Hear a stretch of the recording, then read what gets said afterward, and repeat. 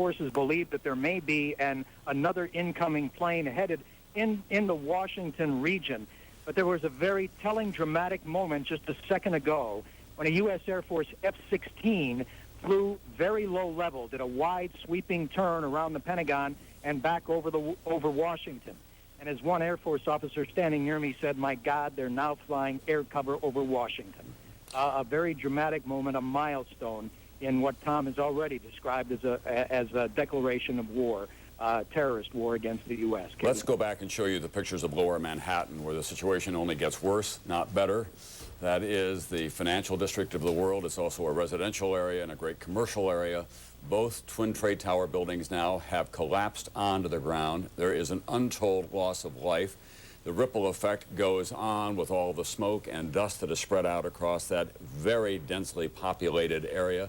It goes down below ground as well as in the high-rise buildings there. There are many residential structures in that area as well.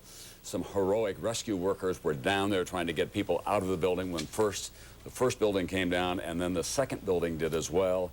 Without any sound, and looking at this, there is a kind of a surreal quality. But that is the epicenter of a great, great national tragedy and a great loss of life. No question about it this morning. We're talking about people who were hurt, perhaps killed in this blast. Many of them have been brought to area hospitals, including St. Vincent's Hospital. Bob Bazell is there. Bob, what's the latest? Well, Katie, ambulances continue to stream in. Several New York City streets have been closed. Major avenues have been closed off so that ambulances can continue to come in.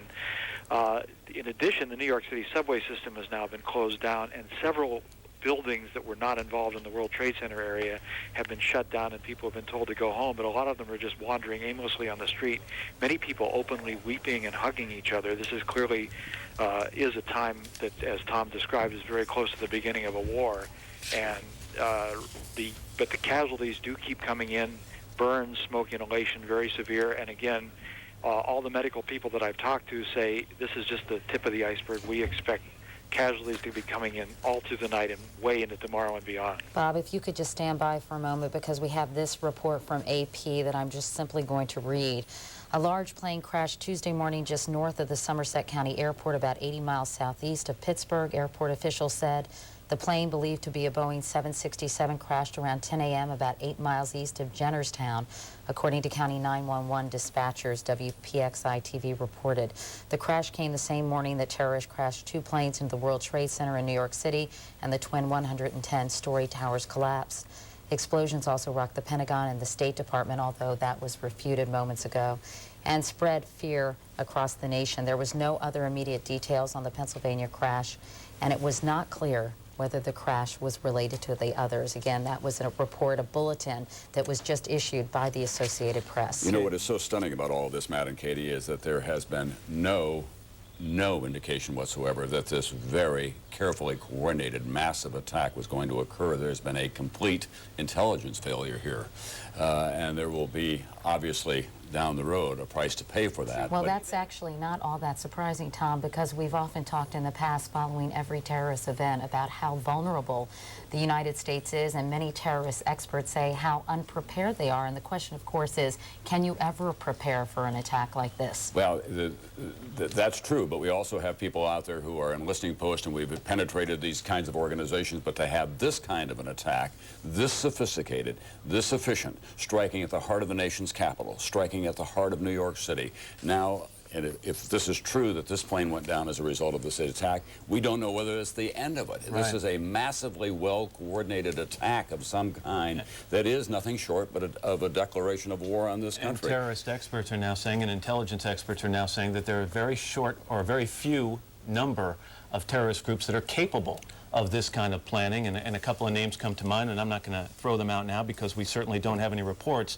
Before I go to Jamie Gangel, I just want to say that some of the descriptions coming from eyewitnesses in Lower Manhattan of these explosions occurring are chilling. One man talked about getting off a PATH train, that's a subway train here in Lower Manhattan, and looking up at the building after the first explosion and seeing people jump out of the windows. We have no idea how high up, but hearing people on the ground scream each time another person jumped out of a window, attempting to get to safety. And then when the second explosion occurred, he felt the heat of the explosion on the back of his neck. Jamie Gangel is our national correspondent. She's joining us now on the phone. Jamie? Matt, speaking of those intelligence officials that you were just mentioning, now finally we can no longer reach on the phone anyone at the CIA. Apparently the CIA has been evacuated. We know the National Security Agency, which is the electronic eavesdropping agency, which is south of Baltimore near Fort Meade, Maryland, that they have been shut down. What we're hearing from both places is that all non-essential personnel have been told to leave. And I can only imagine that probably they are trying to move some of their operations out of those buildings as well for backup procedure.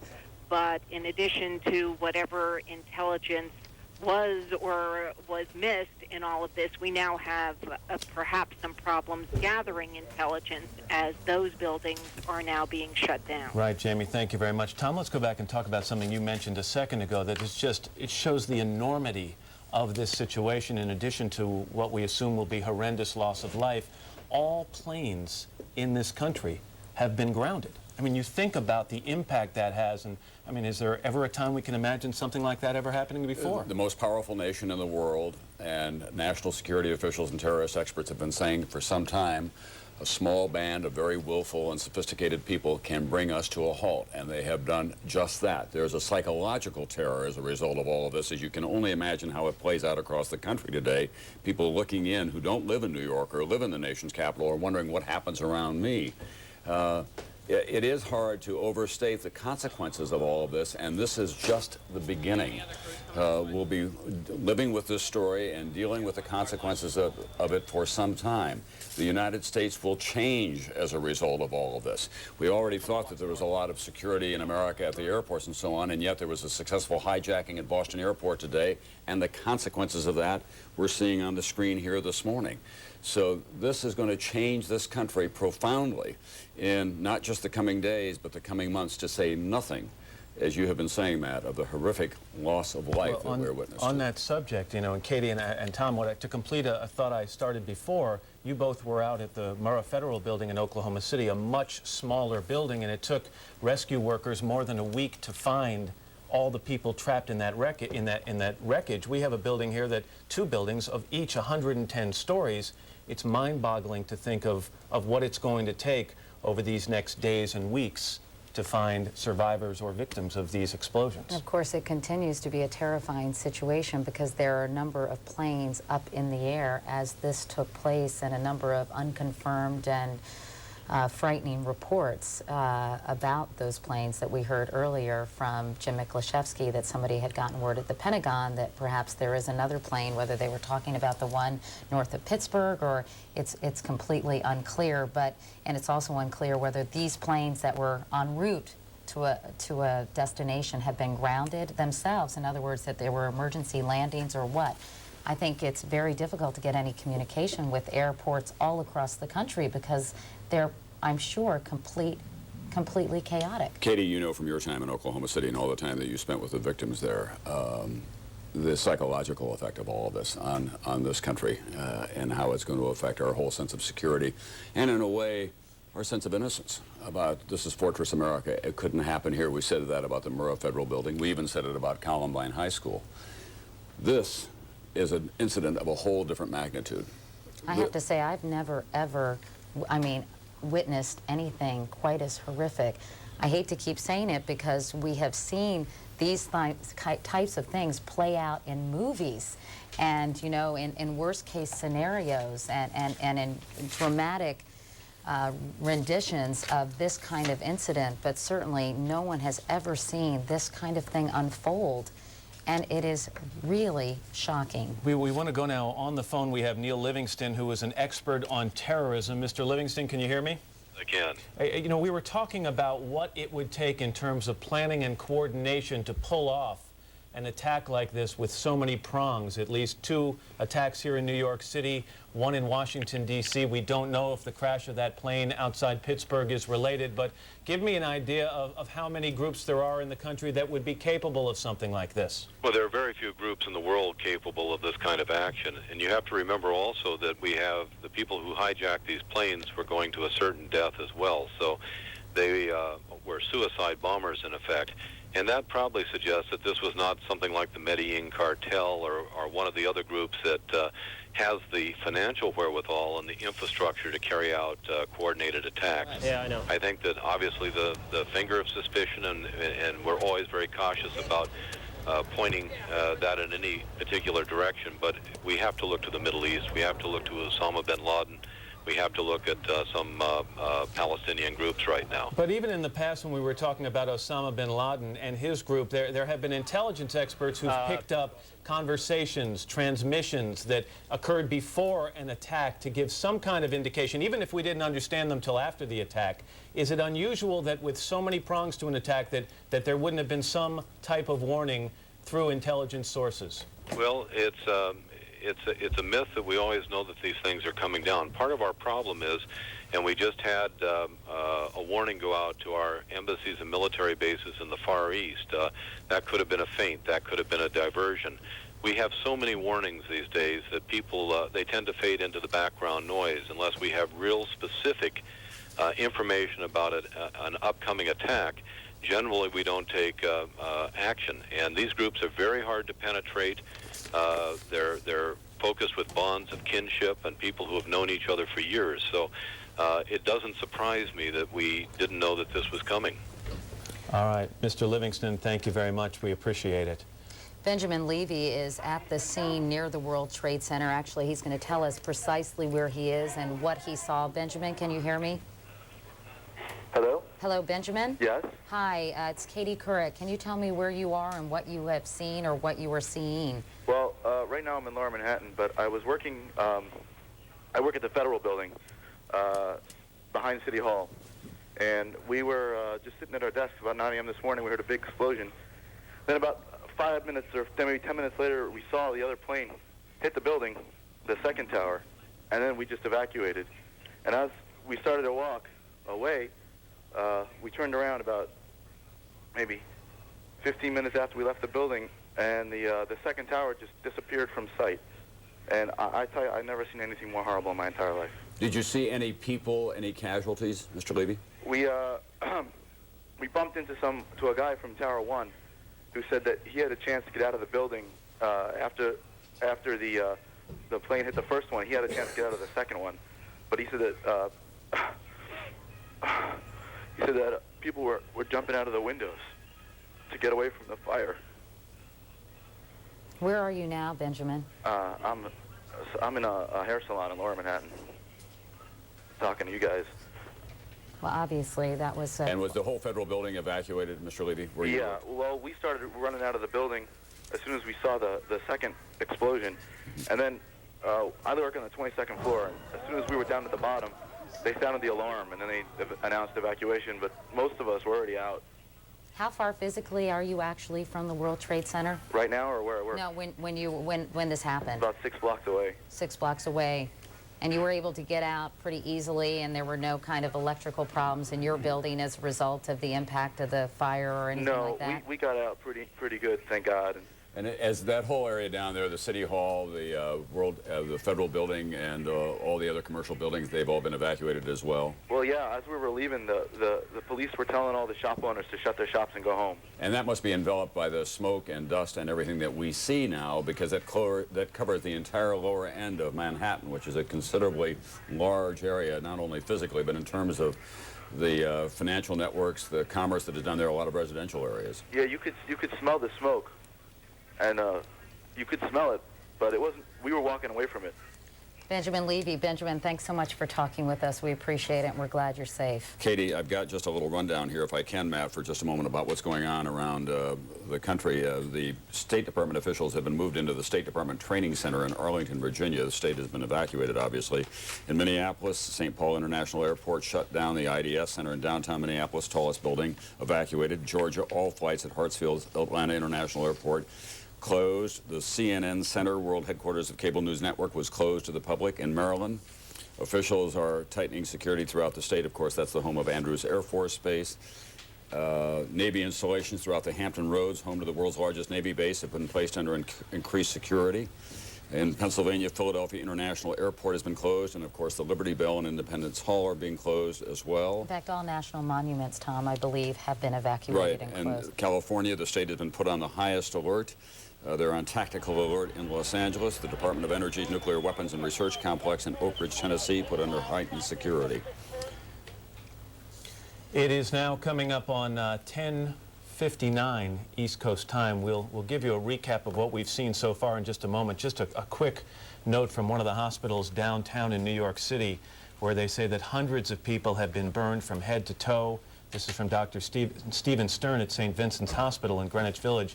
About 50 or 60 doctors and nurses standing by in scrubs. The entire entrance to the emergency room was lined with stretchers covered with white sheets. Doctors said the victims mostly had burns. Of course, they're being treated in a number of area hospitals, including St. Vincent's, NYU. Downtown is just about 5 minutes away. As a spokesperson told us earlier, they've had a lot of experience dealing with problems at the World Trade Center from that February terrorist bombing in 1993. And obviously, they have all been mobilized, and emergency crews are working feverishly outside the World Trade Center.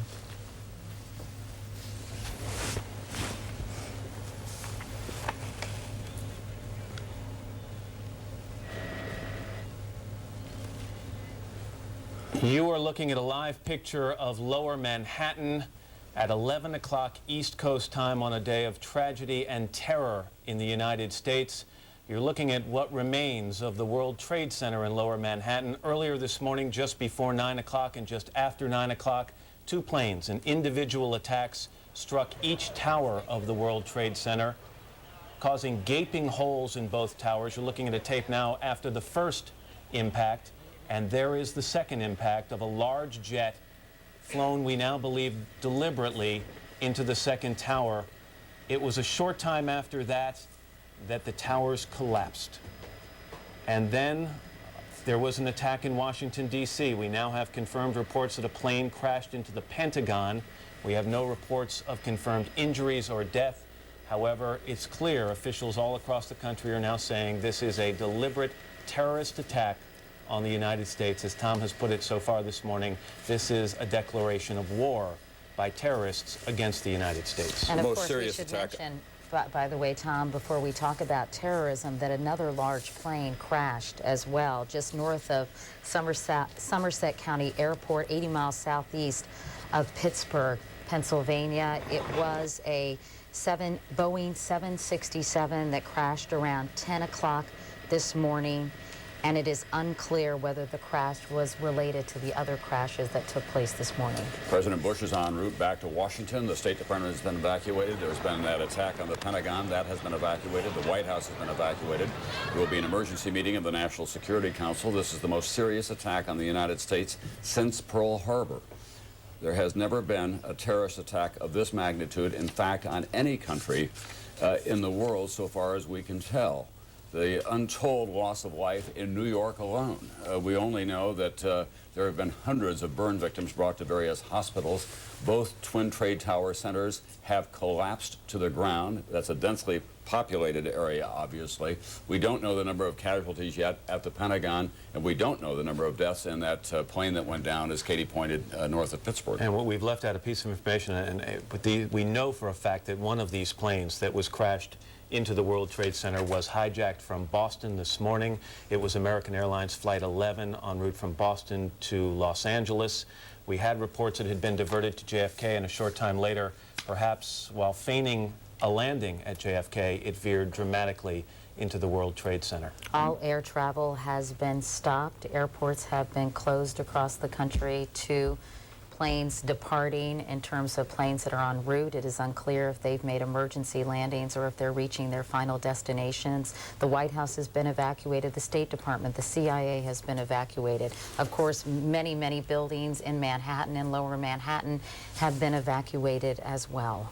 And transatlantic flights to this country are being diverted to Canada. Still, no claim of responsibility that is verifiable or credible at this time. Yasser Arafat has condemned this attack, saying it's shocking and appalling. Of course, we should mention back in February of 1993 was when that bomb went off in the garage of the World Trade Center, killing 6 people, injuring 1,000 people. And that, of course, was an unbelievable scene. But compared to this, this is what seems they intended to do back then. Minor. Let's go to Bob Hager, who has some information for us. Bob?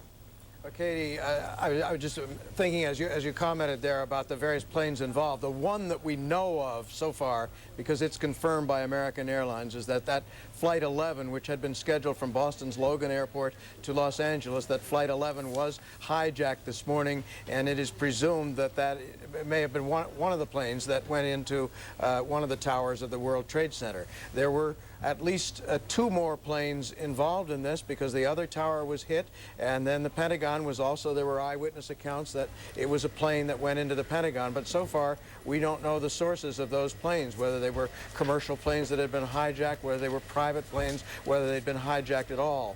And I would point out the report from Somerset County, Pennsylvania, is so far just local authorities commenting. The FAA has not confirmed that crash, so we're waiting to hear more, and I'm hearing just now, bear with me. Bob. Oh, FAA is now confirming, so this adds to those earlier rumors that there are several airplanes that are unaccounted for. So there were some rumors that there might have been other planes hijacked that we didn't yet know the outcome of it. And now the FAA is confirming that there are several, was the word I heard, several planes that are unaccounted for that were evidently hijacked and has not come to a conclusion yet. Bob, we'd like you to get a list of as many of those as you can, as specifically as possible. We're going to show you now, we're going to replay a tape of the second attack on the World Trade Centers in slow-mo. There's the plane. As you can see, a large airline-type plane.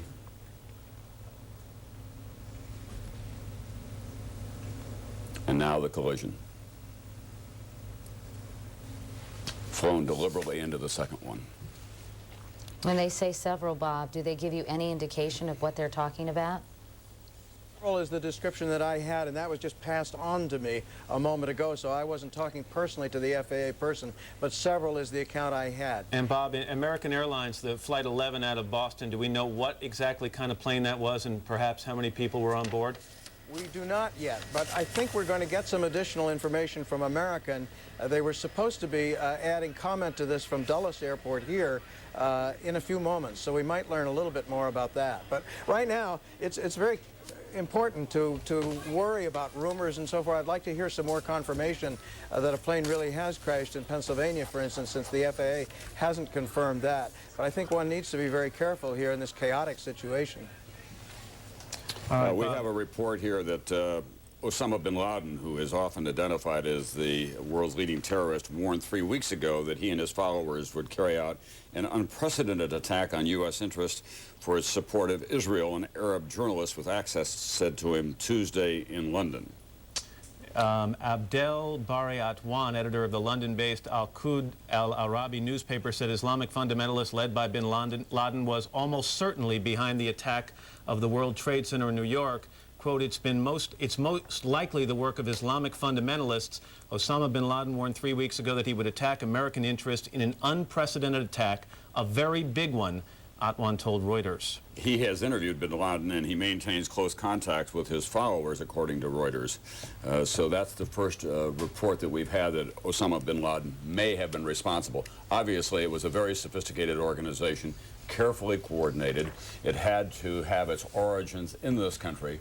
Louis Freeh, the FBI director, as he left office, said that his continuing great concern with the number of terrorist cells that exist in America, not just in some shadowy enclave in Afghanistan or somewhere in the subcontinent, but they've taken root in this country because it's so easy to get here. Let's talk a little bit more about Osama bin Laden, because as you say, he was associated with the 1993 World Trade Center bombing. Why don't we talk about him and what he has done here in the United States, Tom, to give people a little bit of background? Well, he is from Saudi Arabia originally. He's wealthy. He's very sophisticated in terms of using the new technology. We believe that he is being harbored in Afghanistan. No one knows for sure. A number of people have attempted to get to him and have been unsuccessful in that. They also believe that he was behind the bombings in Kenya as well.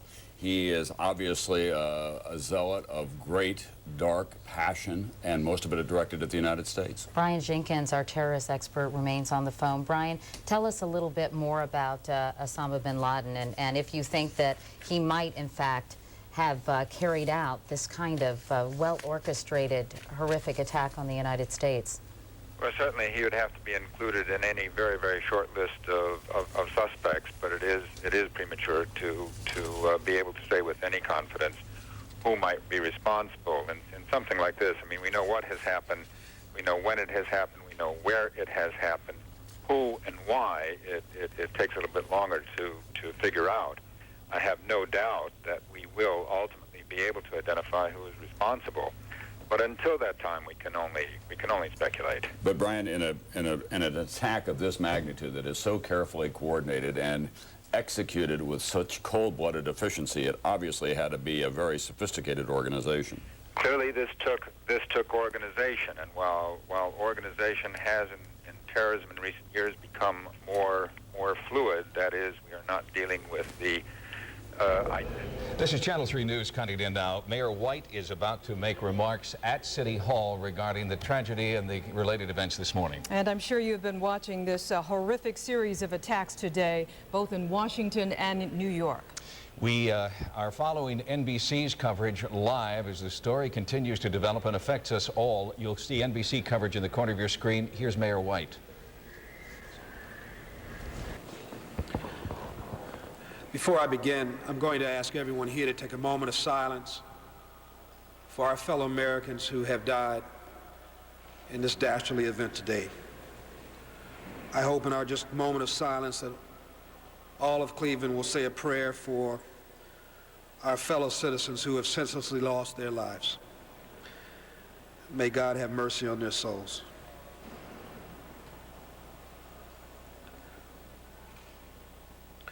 This is going to be a two-part press briefing.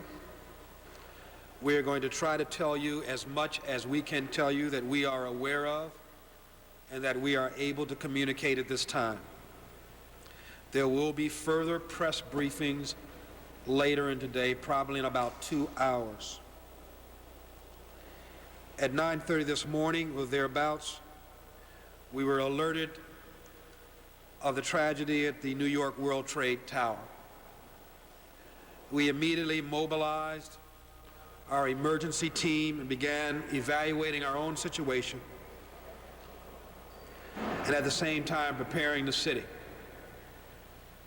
That mobilization team includes all of the divisions in public safety, public health, community development, and other departments and divisions on an as-needed basis. Let me walk through the most current situation that we are grappling with and then deal with issues that are not of such a important magnitude. At this moment, we have a Boeing 767 in a secure area of Hopkins International Airport.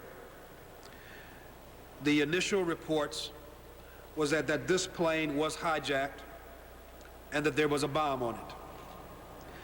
There was earlier, before this landing, an additional plane in our airspace. I am told through unconfirmed reports that we could hear screaming in the control tower. This plane somehow has been diverted from Cleveland, and at last report was in the Toledo airspace. The plane we have on our runway has approximately 200 souls on board. That is an unofficial number. It is a Boeing 767. The first information we had was that this was a hijacking and there was a bomb on board. I want to confirm that as of this moment, we do not know that this plane is in stress or duress. By that I mean we have no confirmed sighting or no confirmed information that this was a hijacking. We are now concerned that there still may be, and the pilot is concerned that there still may be a bomb on board. This plane has been taken to a secure area of Hopkins where it will remain. Hopkins International Airport is closed until further notice. Burke Lakefront Airport is closed until further notice. Chief of Security Martin Flask is in charge of both police, security, and all fire apparatus at Hopkins International Airport. At 10:30 this morning, we began routing additional personnel and equipment to Hopkins International Airport. That included additional pumpers and other fire equipment, 3 additional EMS vehicles, 2 more are en route as I speak, and additional top personnel from fire to coordinate any incidents that might happen. In addition to that, SWAT has now been deployed as of 10:30 this morning, and they are on site.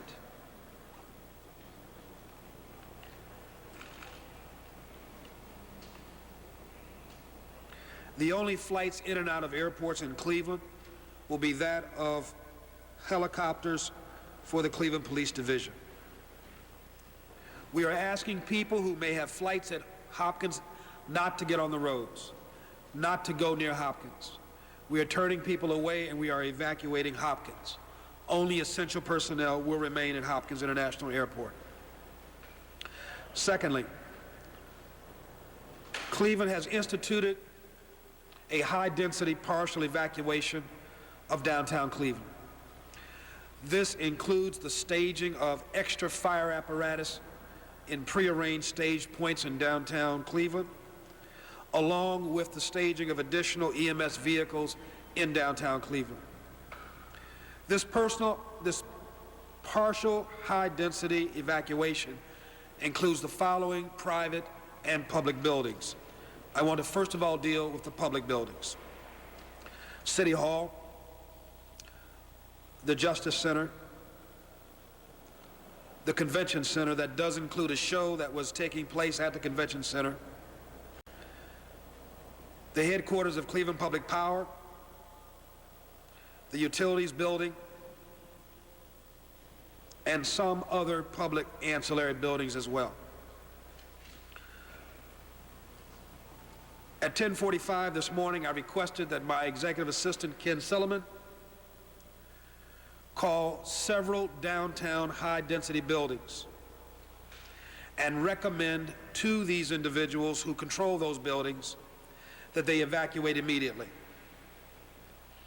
While I do, under these circumstances, have the authority to order their evacuation, we did not. We are leaving this matter up to the decision of the owners of these individual buildings at this time. If the situation in Cleveland intensifies or worsens, we may change that.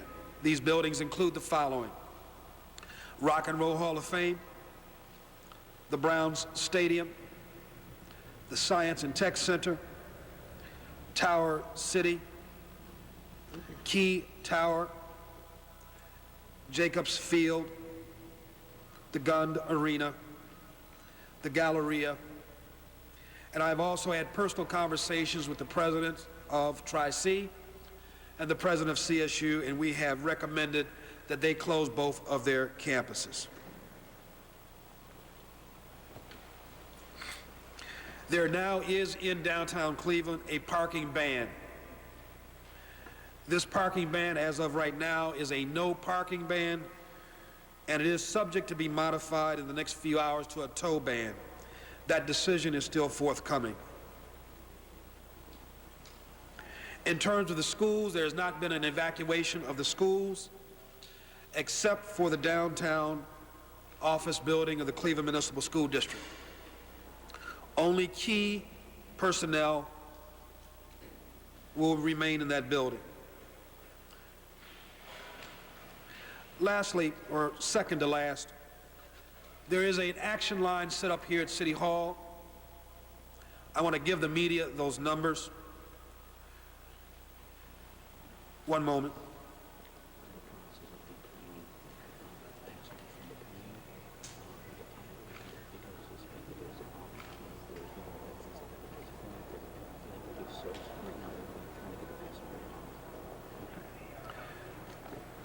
Let me go back to Hopkins for a moment. That plane is now being deplaned.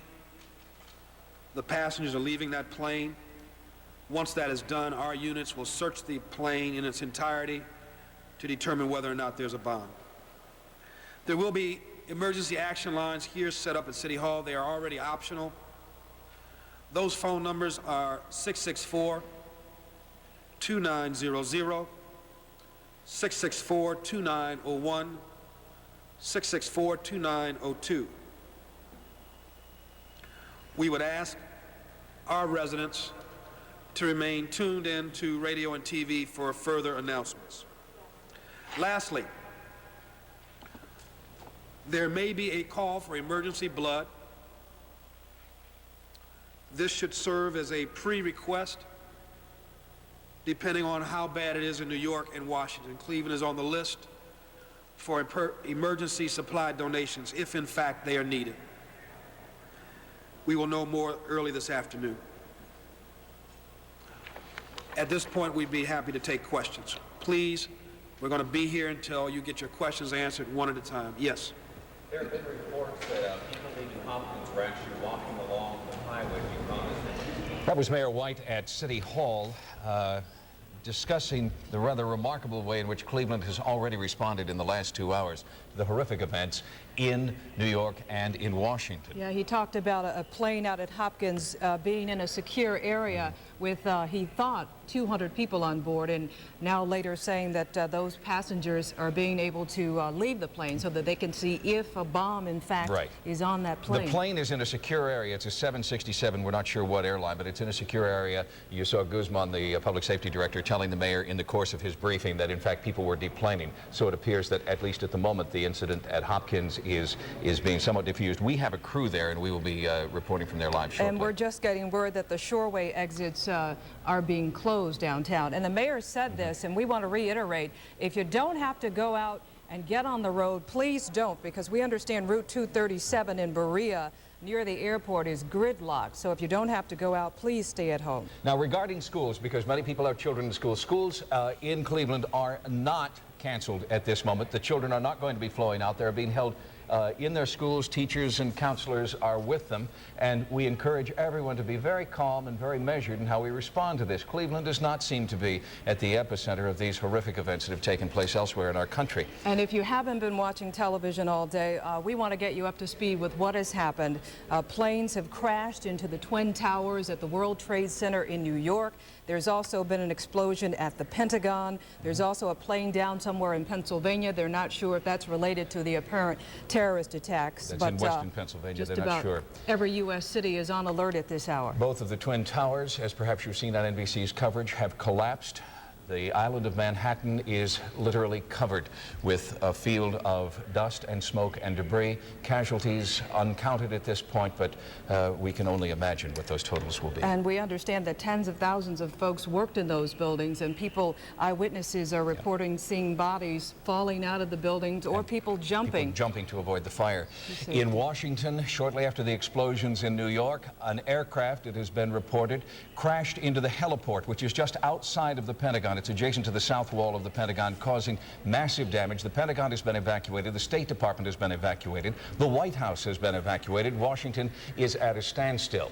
And now, we want to remind you that Mayor White said there is a parking ban in downtown Cleveland, so you cannot park in downtown Cleveland. And he also said that there may be a need for Clevelanders or Northeast Ohioans to come out and give emergency blood. We don't know the casualty numbers, but we understand that there could be a lot of people who may need blood. So if you're a blood donor, if you haven't given blood, please consider helping out. And we'll keep you informed where you can give blood at the earliest possible time. Now, as a precaution, the city of Cleveland has responded in a measured and practiced way to what events could turn out to be here in the city. There has been a partial evacuation of downtown In the government buildings, the federal building and the substantial city building, City Hall, Justice Center, Convention Center, Public Power Utilities building, people have been sent out. We're now going to go back to NBC network coverage for the latest developments. We are going to have full-time coverage starting on PAX 23, starting shortly. Within moments after this, the crash took place, because it literally is only about 10 blocks north of here, and I haven't seen any students coming in or out. All right, Pat Dawson, thank you very much. The big story, obviously, that is still to be resolved is how many planes were hijacked. We now have a report that there could have been as many as 4 of them. We know that 2 planes were involved here at the Twin Trade Towers. There's a report of a plane down north of Pittsburgh. Another kind of plane went into the Pentagon, but there could still be planes in the air that are under the control of hijackers.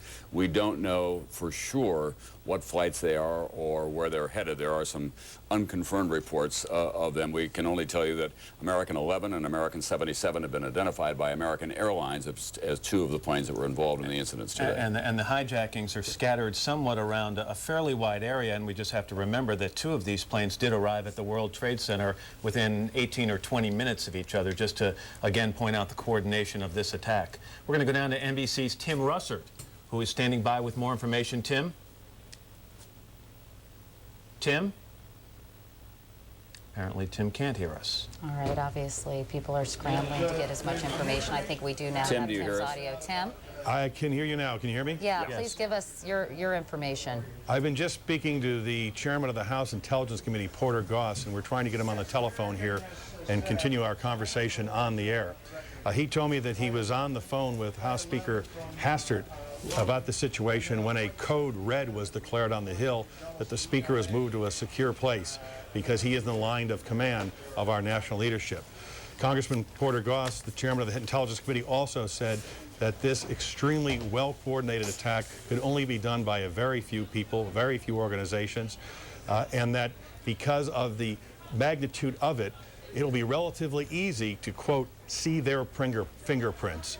And then we as a nation are going to have to make a very decisive retaliation as soon as we are able to identify exactly who this was. Mr. Goss said he's obviously never seen anything quite like this.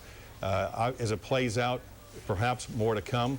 And he will be joining us shortly on the telephone here so we all can hear his words directly. He will be brief throughout the day because of his position. He has access to the nation's utmost secrets. All right, Tim, obviously President Bush is on his way back to the nation's capital. Is it your understanding that he has arrived yet, or do you know his whereabouts at this point? Katie, I do not know that, but I do know that while the White House has been evacuated, the Situation Room continues. There are people in the White House doing their jobs, and so with the Pentagon. In the nerve centers of both of those facilities, our highest-ranking officials are obviously monitoring this situation, making a determination as just how widespread this attack may be, and trying very, very hard to get a handle on exactly who did it and just how we respond. Tim, we have secure areas, obviously, for the president in case of a nuclear attack in the past, in the mountains of Virginia, not too far from Washington by helicopter ride. Any indication that the president may have to go to one of those facilities? We have not yet heard that, Tom. I asked that question, and the response was we're not going there, meaning responding to my question, not necessarily traveling there. But they obviously are on the highest state of alert. They understand the magnitude of this. They understand that the American people now are going to be waiting and watching for a response from Washington other than what the president gave in Florida.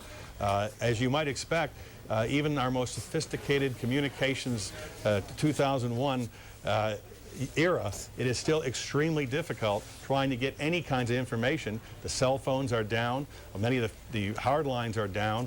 But I've been assured by people at the White House and at the Pentagon that, in fact, they are in touch with each other and have the situation is under control the best they can. But like all of us, they simply don't know yet who did this. Tim, you talked about Porter Goss. Obviously, the Capitol was evacuated along with other major monuments and major government buildings in Washington, D.C. Where are people, members of Congress, right now? Have they assembled anywhere, and what are they doing, and where are they? Katie, after the explosion at the World Trade Center, Congress convened, said a prayer, and then recessed. And many of the members headed home. And they were obviously going to look forward to a very difficult week in Washington dealing with the economy. I'm told Porter Goss is on the telephone now with me. We are simply reporting to you what we are learning from police, from the federal government, from the CIA, from David Ensor, from our other correspondents. And I'm now told that former U.S. Army Commander General Wesley Clark is joining us on the telephone. Former commander of NATO, the North Atlantic Treaty Organization, is joining us from, from Little Rock, Arkansas. General Clark, from your knowledge of the military, you know the Pentagon. What are you thinking right now? Well, good morning, Judy. First of all, we've got to try to assess what's really happening, and as all of the news reports indicate, it's clearly a coordinated effort.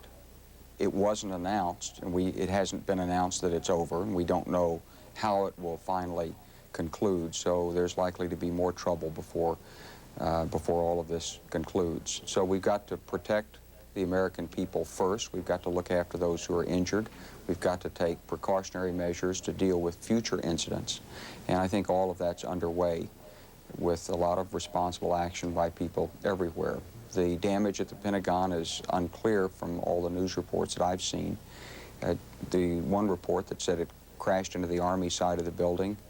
There are command centers in various places of the Pentagon, and there are many other alternate command centers. So I don't think there's really any issue about the command and control of the United States Armed Forces. I'm sure that's very solid right now. General Clark, why do you say there's likely to be more trouble? Well, we're hearing still reports of aircraft that are out there. There's no way of knowing when all of the possible incidents have either taken place or been aborted by whoever it is that's behind this. And so we have to be ready for whatever might happen next. General, can you give us some sense of, clearly the United States has never experienced anything of this magnitude, but what are the leaders of our military, the Joint Chiefs, the Secretary of Defense and others, what presumably are they doing right now in order to be on top of a situation where you have the Pentagon on fire, New York City in a state of chaos, and every federal building in Washington evacuated? Well, first of all, we'll be trying to assess what happened. We'll be making sure that the protection posture of our bases worldwide and all of our units out there is raised so that we're able to protect our forces and our family members, and then we'll be looking to provide assistance to wherever such incidents might occur. Whatever military capabilities there will be that could be of use will be certainly made available to the other agencies of state, local, and federal government who are involved in trying to deal with these tragedies right now. Then beyond that, we'll be waiting for the information to come in about who may have been behind this, and we'll be looking at what measures can be taken to strike and prevent further actions or in punitive retaliation. Well, speaking of that, General Clark, wouldn't you agree there are very few of the terrorist groups, at least that we're familiar with, who would have the capability to pull off something this coordinated on this scale? I think that's exactly right. There's only one group that has ever indicated that it has this kind of ability, and that's Osama bin Laden's. So obviously that'll be the first suspicion.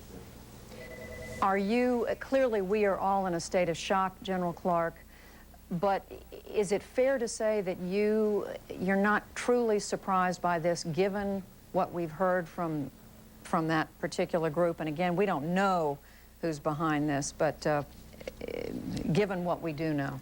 Well, there have been many threats made against the United States. I think that will be one of the primary issues that has to be addressed by government leaders, is how to restore ever a sense of normalcy to the country. Will it ever be the same?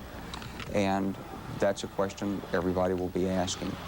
But I think it's too soon to expect any answers to that. I think we've got to assess this. We've got to track this down. I think one thing that comes through very clearly now is if this is terrorism and international terrorism, then clearly there has to be a much greater degree of cooperation between nations to deal with this. Whoever did this lives somewhere. He's supported by someone, and people know him.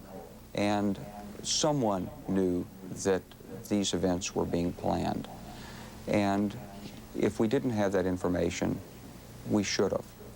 And I think that's one resolve that will come out of this from nations all over the world, that more has to be done collectively together.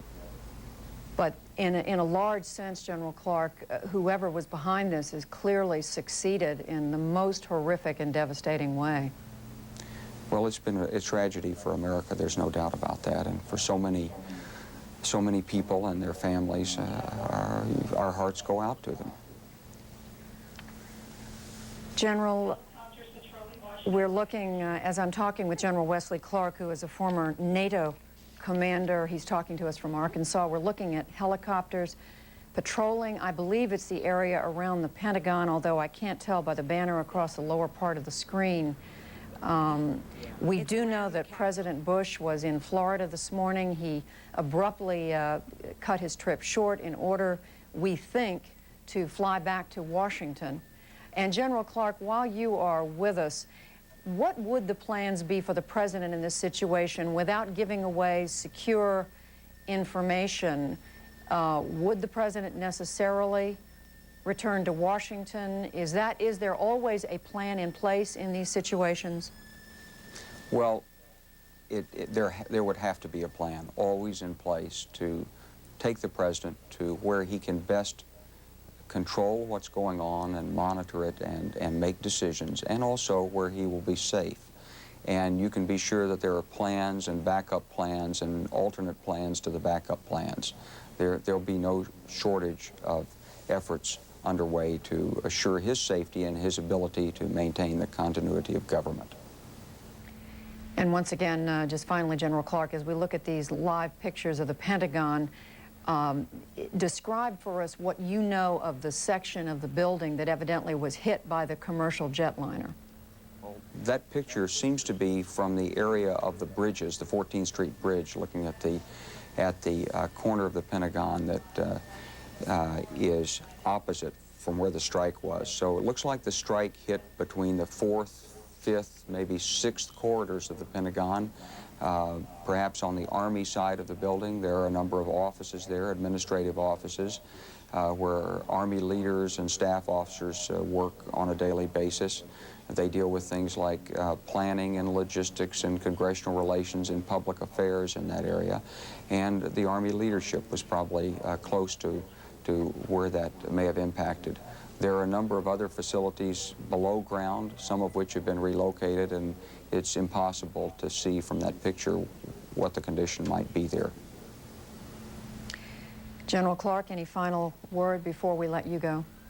Well, I think that we've known for some time that there were groups planning this, and I think the American people should know that the men and women in government and all the agencies have worked very hard and very diligently against this.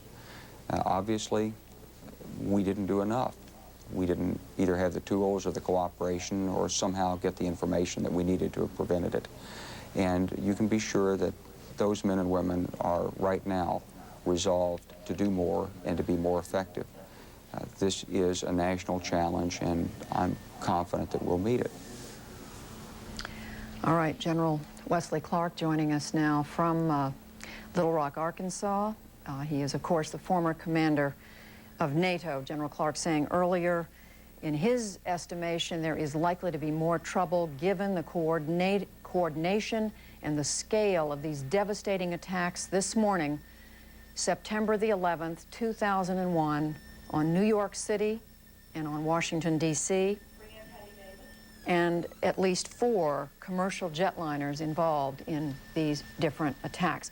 Patty Davis, our Washington correspondent, here with me in the studio. Patty, you have some information about one of those airliners. That's right, Judy. Well, United Airlines, as you said earlier, is confirming that its Flight 93, that's a Boeing 757, it was en route from Newark to San Francisco, did crash near Pittsburgh.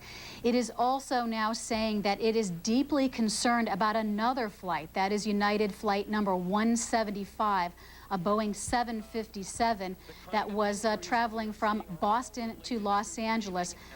It said it is deeply concerned about that flight right now. We don't know the status of that particular flight right now. Now, the United Airlines CEO, James Goodwin, saying that the thoughts of everyone at United are with the passengers and crews of these flights, including prayers. United is not saying how many people on board each of these flights, how many flight attendants, how many pilots. So at this point, that is their statement. They're saying one plane. They are confirming Flight 93 that was from Newark to San Francisco crashed near Pittsburgh. Another flight deeply concerned about United, Flight 175, Boston to Los Angeles. That's a Boeing 767. Now, on a typical day, there'd be some 4,000 flights of all different aircraft, including military, general aviation, commercial aircraft in the skies. As we've reported here on CNN, the FAA has issued a ground stop, the first ever on all departing flights in the United States.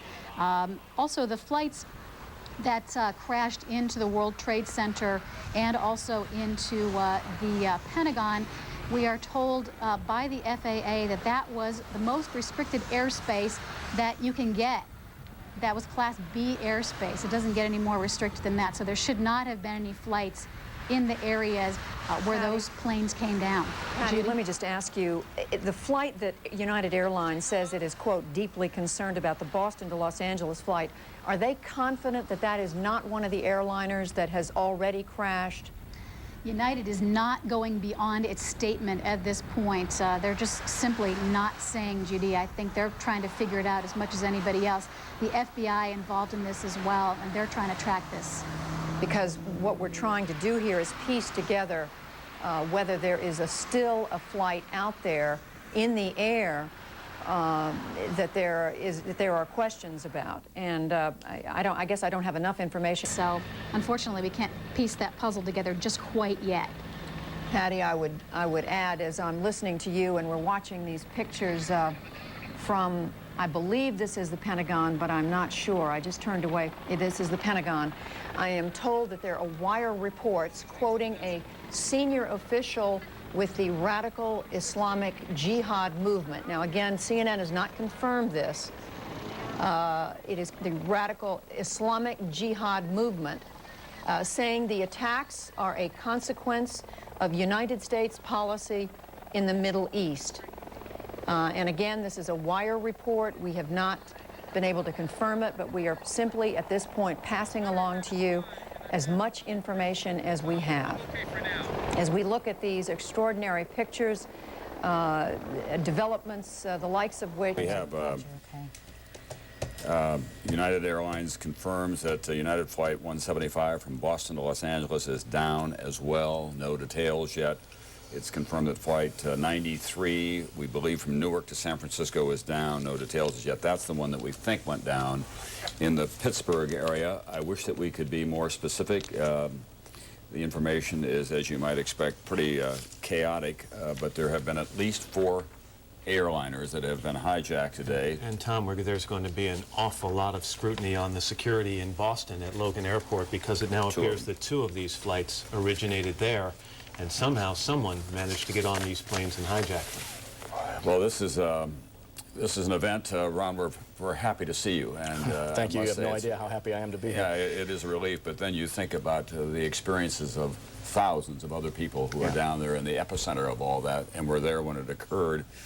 Our hearts go out to them. We don't know what the numbers are yet. And you hear about Cardinal Egan delivering last rites outside of St. Vincent's Hospital. And the magnitude of this will go on for some time. This is not just a national tragedy, but this is a national security event of an untold magnitude that this country is going to have to deal with. The president's coming back, and we are at war, in effect, here. This country has suffered a devastating attack that will cost us in the sense of in loss of life. It will also cost us in terms of our psychological security that we have in this country. We're going to have to revisit a lot of our freedoms as a result of this kind of an attack. And then, of course, there's the whole question of retaliation. This is an Who is responsible and what do we do? Tom, this is an upsetting wire that just came across the transom from the West Bank. It says thousands of Palestinians celebrated Tuesday's terror attacks in the United States, chanting God is great and distributing candy to passers-by, even as their leader Yasser Arafat said he was horrified.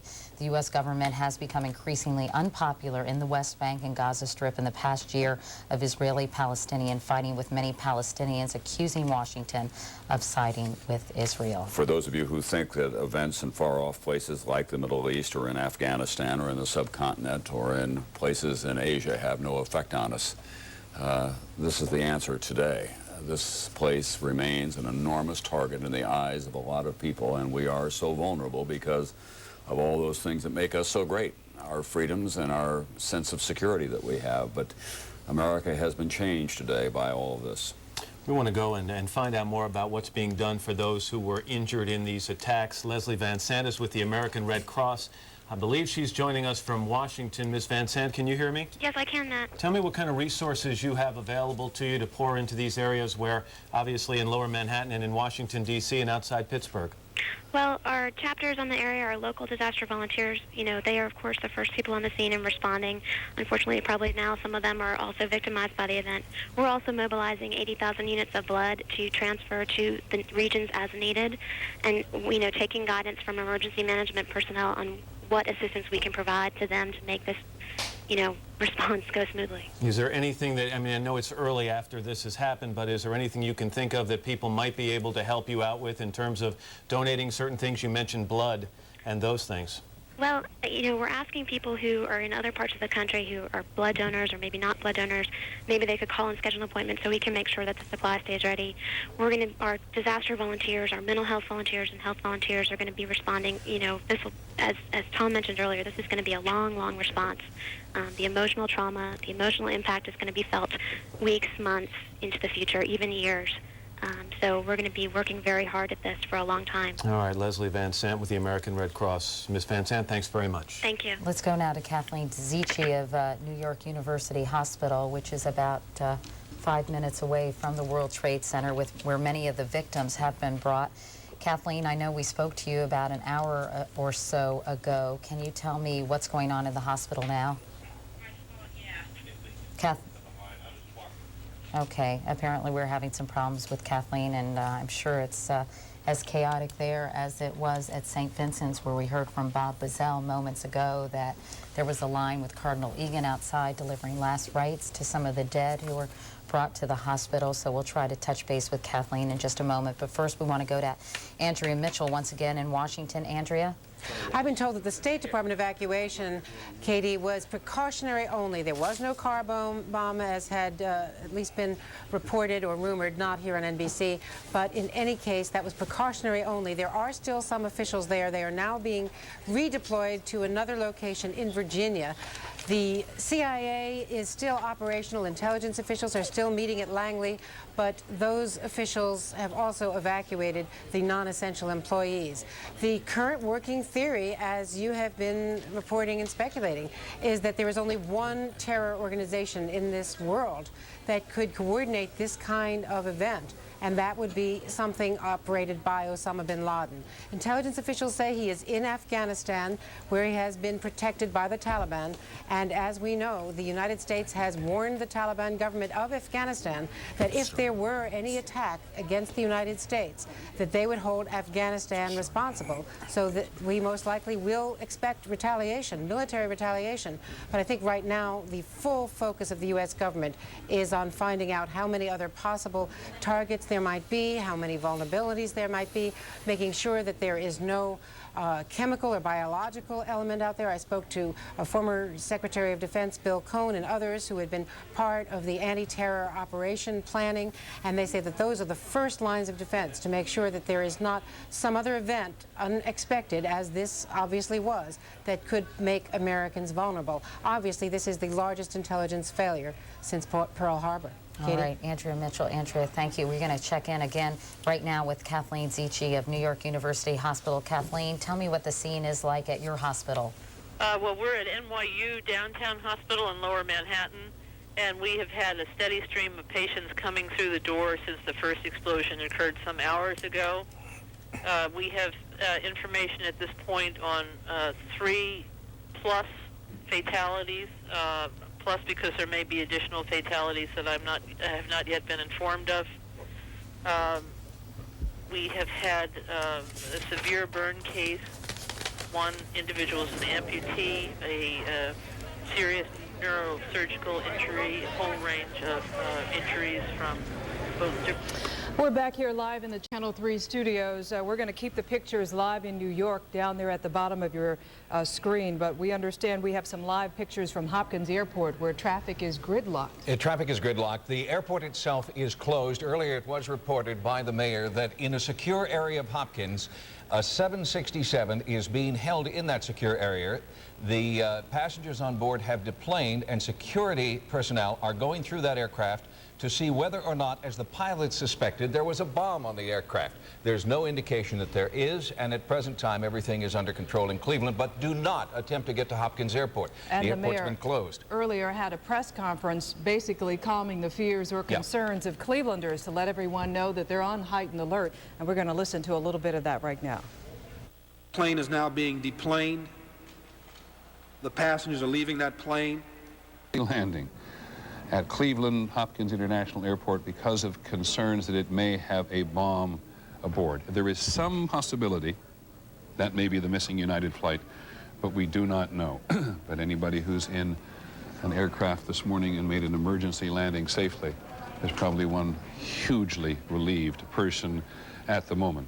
I want to go back to Washington. Claire Shipman is just across Lafayette Park from the White House. It's a traditional place in which we broadcast from when we're covering White House and Washington affairs. Claire, do we know where the president is at the moment? Well, Peter, that's what we've been trying to figure out. I've been told by sources that Air Force One hasn't landed yet. What we're trying to figure out is, as you were talking about earlier, where that plane will land and where the president will go. The Secret Service have essentially told me, we have an emergency plan in place for exactly this sort of thing, and of course, we're not going to tell you where we take our protectees, including the president.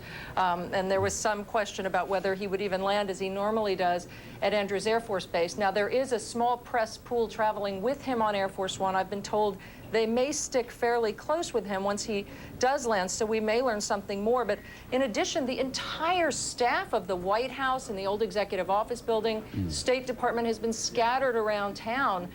There's no reaching anybody from the NSC, the press office. They're all trying to set up temporary offices, and at some point they may have them up and running. But right now, there's very little information about how this government is running and from where it's being run. And of course, Claire, these are all really, truly important psychological factors in the war between the United States and those people who would harm it. Because if the government is seen to be in, I don't mean to suggest disarray, but seen to be uncertain, then this is going to simply make America's enemies happier. Oh, absolutely. This is exactly the sort of response they would like to have. And of course, this government doesn't make this sort of evacuation decision lightly. Remember what you were talking earlier about the Oklahoma City bombing. They didn't evacuate at that point. We all stayed in the White House because they didn't feel it was necessary, and they don't want to do it unless they believe it is absolutely necessary. I have been saying, perhaps you will think too blithely, that the president is no safer than he is in the White House. Is that the conventional wisdom among the current White House press corps? You mean... That the president wants to be in the safest place, he's in the White House, unless he's in a bunker somewhere. Well, I think that is normally true, but again, in a situation like this where it's obvious that they're just not sure what's going to happen, they believe there are safer places for him. The Secret Service told us absolutely they have places they believe are safer for their protectees than the White House. Remember, we talked about this earlier, but just a couple of years ago, a plane landed on the White House lawn. Right. So mistakes do happen in terms of the protection of the president, and they don't want to take any chances at this point. Thanks very much, Claire. But one more question. We try to track the political leadership in the city generally, and I realize this is in large measure a serious effort, but also something of an academic exercise. Where are the leaders of the Senate and the House at the moment? Well, we've been told that the leaders of the Senate, at least, have also been, according to a plan, taken to safe destinations, and we can't find out where. Colin Powell, we're told, is on his way back from Peru. He would also be taken to that sort of safe destination, presumably with the president. Okay, thanks very much, Claire. People at home, I think, know by now that we get information from a variety of ways. And here's a piece of information about the president's advisors that Claire may or may not be party to. That they're preparing a list of options, including closing the nation's borders. Now, we all know as the struggle over legal and illegal immigration and the desire that people have to come to the United States, how difficult that is. But the notion, we've now got all the airports in the country is closed down. We've got all the Canadian authorities pretty much mounting the same kind of operation there, at least temporarily, to see that nobody uses a Canadian airport in order to get an aircraft off the ground to come in this direction. Customs, U.S. Customs, has moved to something they call Threat Level 1, which is the highest state of alert that the Customs Department has, the Department of Treasury, of course, has. All air and marine assets are now on alert. We covered that before in terms of the state of the military. The borders are not closed, and we are told by immigration and by customs at this point there have been no unusual incidents at any of the border crossings, either between the United States and Mexico or between the United States and Canada. And several, it seems like it's not very long ago, it's only been... Looking north as opposed to looking south, blue skies, clear streets, not a lot going on over there, but then come back around this way, Dan, and you'll see just smoke billowing from the scene. Still obviously a major disaster waiting to be cleaned up. Back to you, John. All right, Rick Leventhal in Lower Manhattan, thank you very much. A dark day in America, September 11th, 2001. 2 planes strike the World Trade Center, obliterate it. It has collapsed. Another plane hits the Pentagon. It is still on fire, and we may not be done yet. Britt Hume, our Washington managing editor, is in D.C. Britt?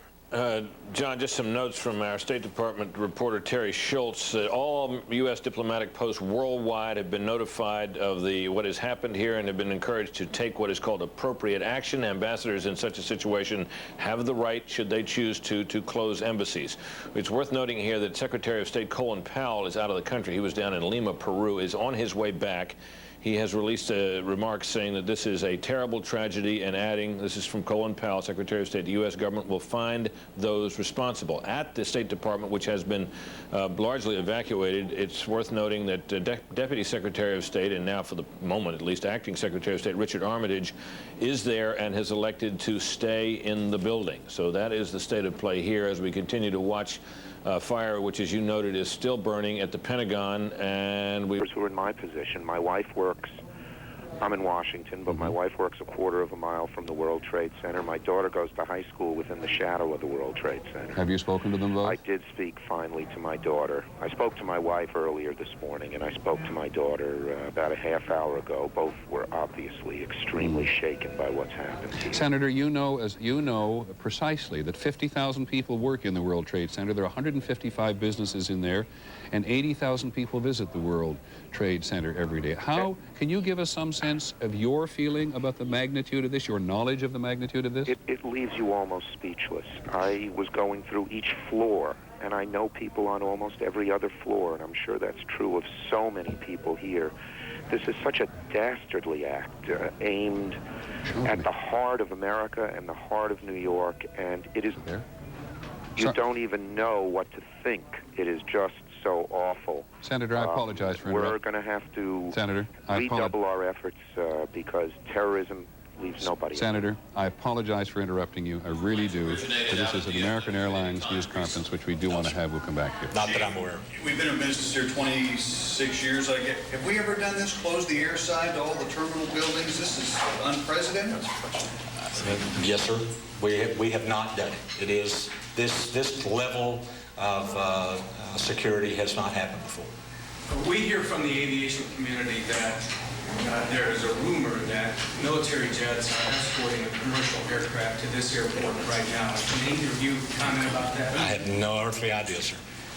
Mr. Chairman, do you know anything about that? I would assume that since all of the aircraft that are due into DFW have landed, there are no military escorts. Now, whether there was a military escort provided to them or not, we're unaware of that. We can take about 2 more questions, and we're going to have to... Concerns to the implosion, was even a carry-on with that? We have canceled the implosion party set for this Saturday, and we will look at where we go from here. On the flights that were diverted, where did they go? Well, they could have gone a variety of places. We don't have all that specific information. Typically, when a plane is diverted, it's diverted to the Category X airport, the largest airport that is closest to where they're going, but we don't have specific information. Planes on the ground right now that are sitting there on the runway. Any indication that perhaps a terrorist group is in one of those planes? Have no idea whatsoever. Now, when you say shutting down the air side, can you just articulate that a little more? Certainly. Is this the, just tell us what you mean by that. Right. What that means is when you go through your security checkpoint for those customers who are used to going to the airport, anything on the opposite side of that is called that secure side of the airport. And those are the areas that are being closed to the public.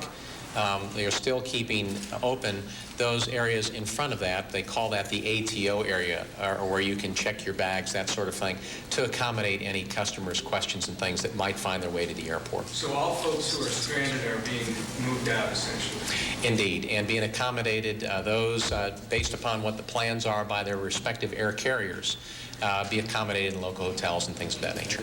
That's all. I'm sorry. One more question, and we're going to have to get back to our business. I talked with passengers out in the terminal. They said that people who are coming off the planes are having their bags searched or their luggage that comes out of the airport. That's possible.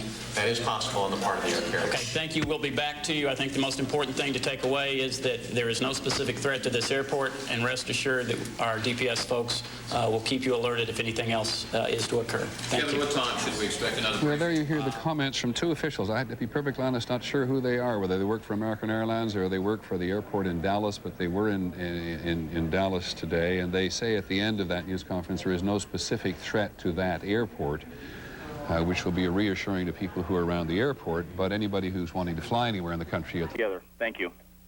Dixon, North Dakota.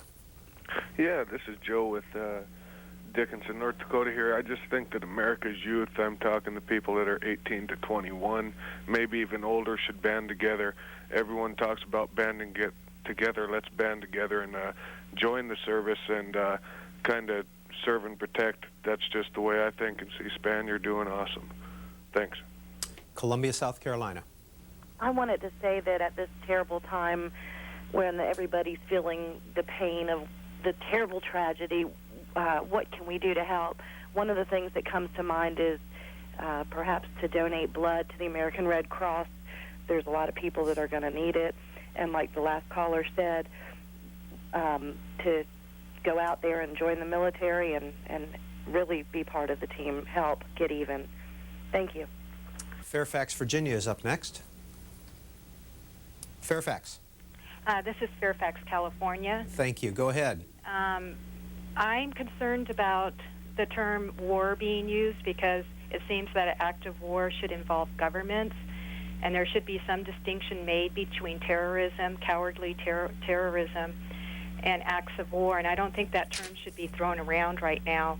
And my heart really goes out to the people and the areas affected, and my prayers for all of them. Caller, let me ask you then, if we find out there was somebody responsible for this, what should our response be? I think whatever our response should be, it's something we need to actually consider very, very deeply, because I think every action we take may have a reaction, and we need to think very carefully. And I don't know that I know that answer. I don't have any information or enough information. One can only project what's going on right now. We need to collect more information. Appreciate it. Rockford, Illinois is up next. Good morning. Good morning, sir. Has anybody mentioned that I think the Camp David Agreement was signed on this date a few years ago with President Carter and that? With President Carter or President Clinton? No, it was the Camp David Agreement, I think. It may have been Clinton, was signed on this date. Okay. Also, if we do something this time, let's not tie our serviceman's hands. Let them go in and finish it. Let's not tie their hands like we did in Korea, Vietnam, and Desert Storm. Let's go in and finish it once and for all. But first, organizing a massive transport of casualties. They literally have passenger ferry boats, police launches, and other vessels standing by to ferry people away to outer boroughs, helicopters to do the same thing. It's really a tremendous effort to triage the people who are injured, to decide who's viable, who can be saved, who needs immediate attention, who can wait, to categorize them and tag them as such, and then to designate whether they can stand a long ride or just a short ride to the nearest available medical help. That's what's going on, and that's an incredibly large effort.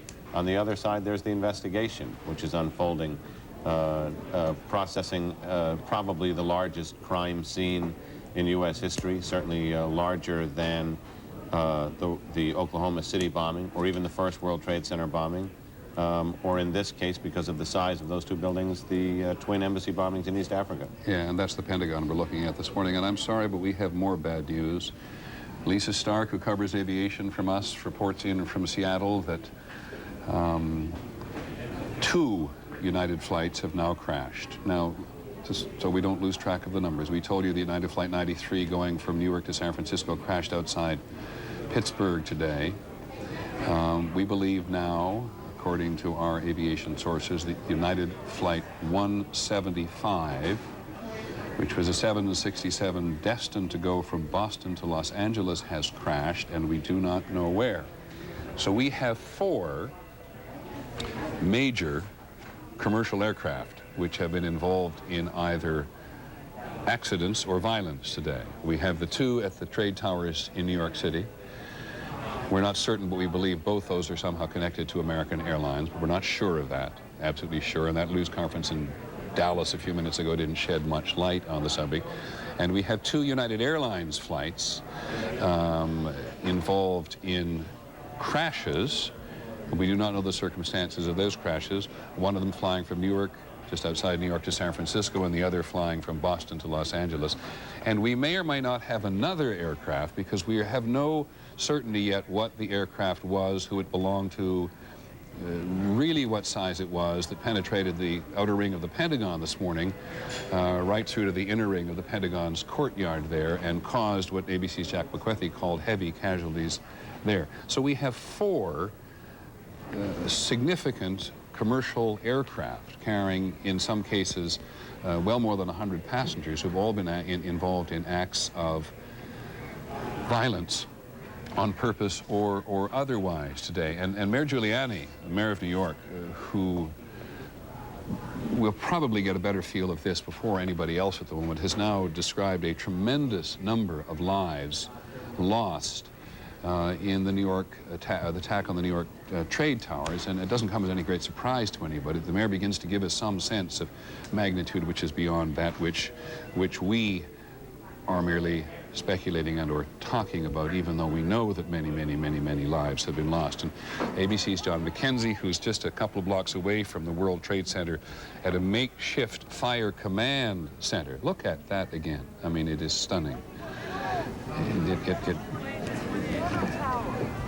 John McQuethy at that makeshift fire command center has had a battalion commander tell him that as many as 200 firefighters are principally unaccounted for. So are holding their breath, don't wish to be melodramatic about it, are holding their breath as to whether or not there is one more, or should I say, another incident to come. And that was because the shock was so profound watching on television as we did this morning to see the second aircraft come in and crash into the other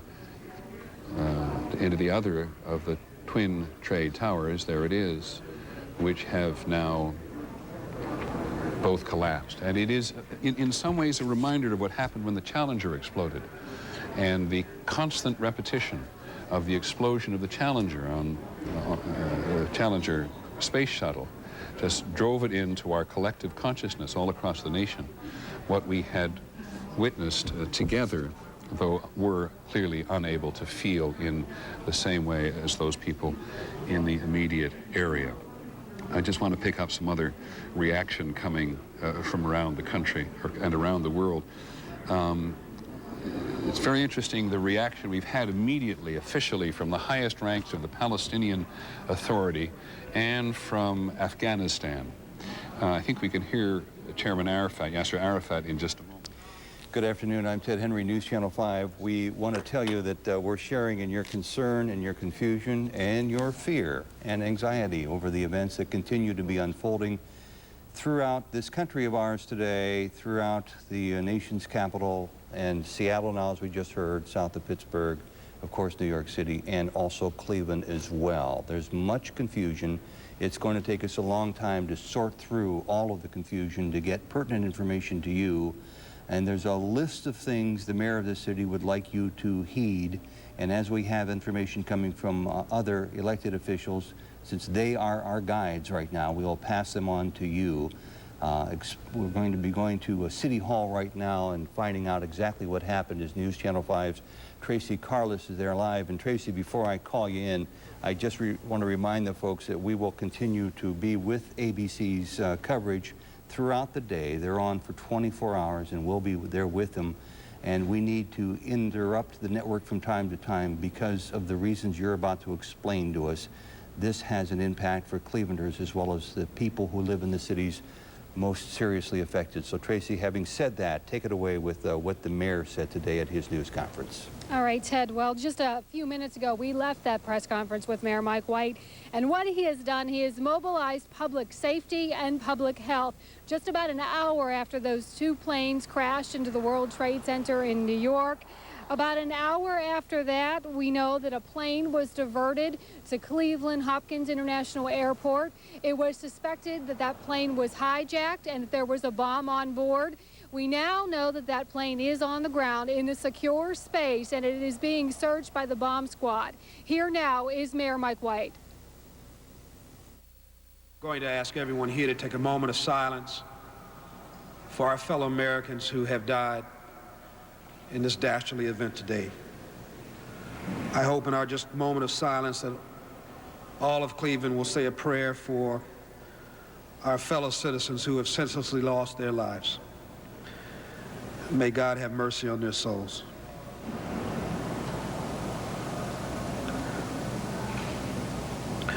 This is time, unfortunately. Well, our prayers are with the families and the people whose lives are still at risk. Thank you very much, Governor. Thank you. We want to go now, Matt, to Jim Miklashevsky, who is at the Pentagon. Jim, a lot of these flights were transcontinental flights, heavily loaded not only with passengers but with fuel. That's right, Tom, and we just learned a few moments ago that the U.S. Navy is dispatching a couple of aircraft carriers from Norfolk, the JFK and the George Washington. One will be stationed off of New York. The other will be stationed in the Atlantic as close to Washington, D.C. as they can get. They'll be there to provide any possible military support that may be needed, including flying any kind of air cover should there be any additional warnings of any further terrorist attempted attacks. Now, as we stood here this morning, you can see the smoke is still billowing. The smoke just in the past few minutes has changed from black to white, a strong indication that they're throwing more water on the fire, as we saw from other vantage points. But the priority now is to get the fire under control. A casualty count is impossible at this point, Tom. As you've seen from the earlier pictures, the plane opened a huge wide gash in the side of the building. We're being told between the 4th and the 5th corridors. It smashed through the E and D rings, and people who were in that area tell me that debris and parts of the plane actually penetrated deep all the way into the B ring. There are 5 rings, A through E, and it entered in the E ring, so it plowed through a number of the rings. The priority now, as I said, is accounting for the casualties. Medevac helicopters have been flying in and out. You hear the ambulances. Occasionally, we've even seen F-16s flying low routes around the Pentagon and over Washington, D.C., flying those CAPs or air patrol missions that are usually flown in combat. But to see 2 aircraft carriers moved in locations off the United States to provide air cover, Tom, I mean, that's the kind of thing you normally see in a war zone. Mick, can you tell me, was that chosen randomly where they hit the Pentagon? Can you tell us what the function of those people in that particular ring was, where it was hit? Well, it's interesting because a number of people, and this really wasn't sarcastic, but they said, well, they hit on the wrong side, because just the opposite side of the building, of course, you have the offices of the Joint Chiefs of Staff and the Secretary of Defense, Donald Rumsfeld. We were on that side of the building when the plane hit. We felt the building shake, the windows rattle, and looking outside, immediately saw people on the run. There was pandemonium in the hallways. Now, that section of the Pentagon, I thought at first, when it was described to me, that it may have hit in an area where some of the special operations offices are located. The Assistant Secretary for Special Operations is located near there, but the plane actually hit maybe about 60 to 70 feet to the right of that location. In that part of the building, there's it's very near a mall area, actually, where they have a shopping area for Pentagon employees. After all, there are 25 to 30,000 employees in there on any given day. And also in that part of the building, you had many Navy personnel, many reserve personnel. I bumped into many Army personnel who are adjacent to that. They think everybody's all right. The Navy people I talked to said they still had a few people that were unaccounted for. But again, it's going to be impossible to tell exactly what the casualty count is in there until they get that fire under control. Matt. All right, Jim Mikoszewski outside the Pentagon, thanks very much. Joining us now is General Norman Schwarzkopf, who was the commander of all forces in the Persian Gulf War. General Schwarzkopf, good morning to you. Good morning. Obviously, you've seen the footage, I'm sure, of the Pentagon and of southern Manhattan. We haven't seen much footage outside Pittsburgh. What are your thoughts this morning? Well, you know, it's a very, very sad day for this country. It's really a sad day for the world as far as I'm concerned, and your heart goes out to all those families, and your prayers go out to all those people who lost their lives. We are fighting a war now, it seems, a terrorist war here in this country. The question is, how do we go about fighting it, General? Well, you know, that's one of those easy questions to ask and one of those very tough questions to answer. The deterrence against terrorists is almost impossible because these are people who could care less about their own survival. And normally deterrence is just says, you know, you hit me and we hit you back harder. And in this case... In Somerset County, Pennsylvania, that is only about 80 miles east of Pittsburgh. The plane, we're told the plane was going from Newark to San Francisco. That's United Airlines flight number 93. And as you can see, it is just south of the Pittsburgh area. What role this was playing as far as all the hijackings are concerned, we are not sure at this point. But as Denise alluded to, we do have unconfirmed reports that a fighter jet possibly shot the plane down as a safety precaution so that it could not spread even more terrorism around the country. And there you see the live picture of the Delta jetliner plane. As Rick Jackson told us moments ago, this plane was not hijacked. This was diverted to Cleveland Hopkins Airport. It was suspected to have had a bomb on board, but we don't believe that is the case right now. Harry Boomer is at Cleveland Hopkins Airport right now. He's going to update us on the very latest from there. Harry? Well, Jack and Denise, here at Hopkins International Airport, what you saw in downtown Cleveland, the apprehension from folks there has been multiplied several times here at Hopkins. As you know, Hopkins has been shut down as airports around the country. Folks that I talked with earlier are just shocked that something like this could happen here in America. We know about the past terrorist attacks, but to have it happen here in such magnitude in New York and around the country, folks are just devastated. I caught up with several people who were getting off planes and were ushered out of Hopkins International Airport, and here is some of what they had to say about this morning's terrorist attacks. I'm in shock. I have no idea even what has happened. Well, according to what we've learned, 2 planes hit the World Trade Center towers in New York. One of the towers has collapsed. The Pentagon apparently has been attacked by a plane.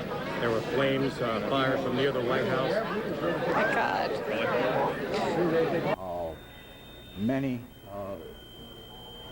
There are a lot of possible suspects. I think our tendency is to think of Palestinians or from other people from the Arab world, because indeed such people have been involved. But there are many, many others. Let's remember that Oklahoma City was done by a white... It would appear, based on what we know, that the loss of life is going to be very great indeed.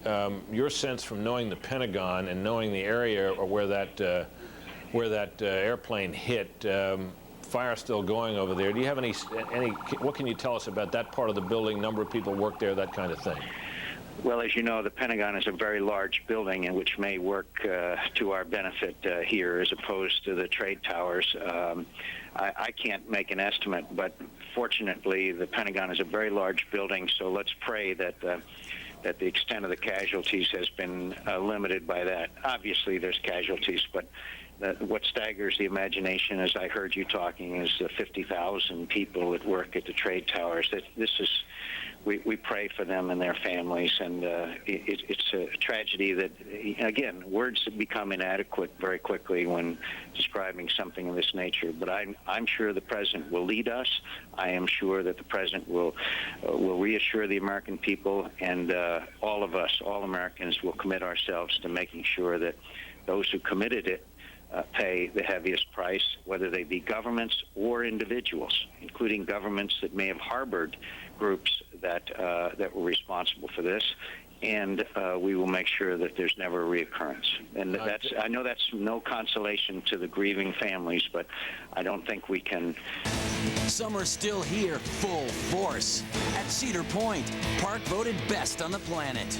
Moving north in a flood through these streets that are just filled with ash. You know, as you walk through the ash, you can see debris from inside the World Trade Center itself, a very, very eerie scene, pieces of paper from people's desks, office supplies, many, many blocks from the site of the actual explosion, where they now are fearing that there may be yet another explosion because of this potential gas leak. Rose, thank you. Rose Arce, who's on the streets of Manhattan. Back to Jerry Hauer, who who ran the mayor's emergency response team, and I'm not sure I got the title right, but the essence is correct. When you all, after the '93 attack on the buildings, and you sat down and tried to redo a plan, which I assume happened, did you anticipate anything of this magnitude? Well, we have plans in place in New York City for massive incidents, but an incident like this is very difficult to plan for, just because of the number of people that have been the number of responders that have been injured. There are the responders, we mean police, fire, EMS, rescue, correct. Right. There are literally hundreds of people coming from New Jersey. As you heard from the governor early, the National Guard will be activated to help with law enforcement to help seal the area. I know that FEMA will be activating their search and rescue teams to assist with going through the debris. This is going to be a long-term operation. It is going to be a very difficult one because, as you heard earlier, there's still a gas leak in the building, which is fueling this fire. And until the gas is turned off, that fire could burn for some time. Stay with us, Jerry. Back to Washington.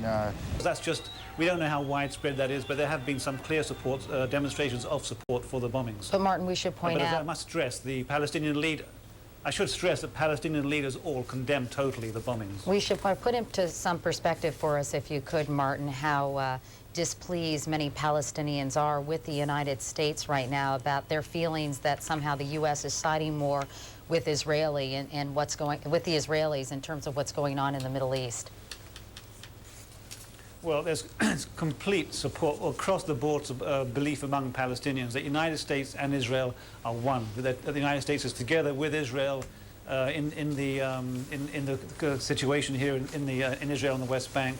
They believe the United States completely supports Israel and therefore deserves to some kind of attacks against the United States. There have been many calls here, especially in recent weeks, by the way, in some of the Palestinian media, for attacks against the United States. So there is a great feeling of anger. Off and treat some people we had been assigned to treat. All of a sudden we looked up, before we looked up, we heard what sounded like basically a jet airliner landing right on top of our heads. Looked up and the building was just coming down. The entire command post that I was at just started running. The wall of smoke came up behind us, and I think most of us came out of it. I lost the crew that I was with. They started setting up another command post, and then sure enough, about 5 minutes later, we were treating some of the people that had gotten trapped the first time.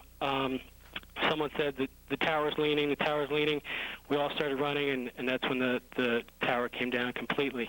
I managed to get out. A lot of the people did not, and were trapped back under the debris. Once the dust started to clear a little, we went in, took some firemen out. A lot of the firemen had already been in the building at that point. We put as many as we could on some ferries, as we were by the water at this point, sent them over to Jersey City for treatment.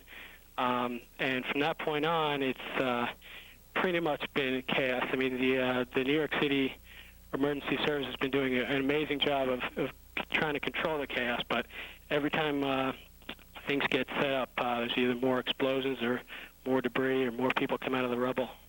All right, Dan Cohen, a Fox News producer, also an emergency medical technician who has been in Lower Manhattan trying to help the wounded on this catastrophic day.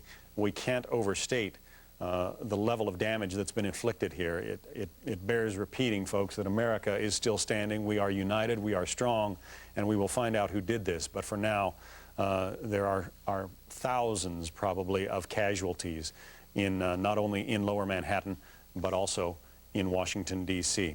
Let's get the latest now from our Edie Donahue in the Fox newsroom. Edie? Well, John, America may be standing, but we are certainly in shock. How many hospitals in the city and perhaps outside the city, too? All of them. Right now, at last count, we were utilizing over 50. I think it'll be over 100 by the and that was as of a half hour ago. And we're utilizing all of the hospitals in New York City. We're utilizing the hospitals in Westchester and Rockland, Nassau County, northern New Jersey. And the main thing we have to urge people to do is to be calm and evacuate Lower Manhattan. And as far as the rest of the city is concerned, just to go about their lives as best as possible. I never thought I would see something like this happen. I got there after the first plane hit and before the second, and watching people jump from the top of the World Trade Center is an unbelievable sight. Mr. Mayor, my colleague Jeff Greenfield is with us also. Jeff?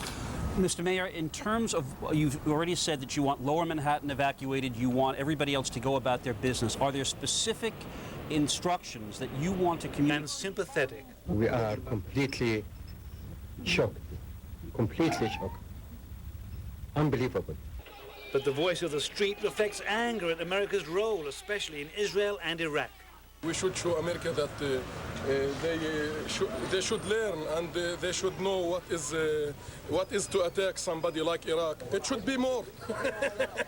And many Arabs furious at American support for Israel. This man holds up an American-made bomb part fired by American-made aircraft used by Israel. American support for Israel, some believe, makes America a legitimate target for terrorism.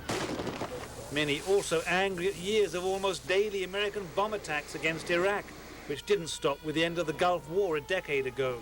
And U.S. troops still in Saudi Arabia. Osama bin Laden, the prime suspect in today's terror attacks, angry at American support for what he calls the tyrannical government of Saudi Arabia, his homeland, and for America's close ties with Israel. In almost a year of unrest, more than a dozen Palestinian suicide bombers and other attackers have killed 170 Israelis, while Israel has killed more than 570 Palestinians. A conflict that always threatens to suck neighboring countries into the fighting. Israel tonight called for an international war against terrorism. The fight against terror is an international struggle of the free world against the forces of darkness who seek to destroy our liberty and our way of life.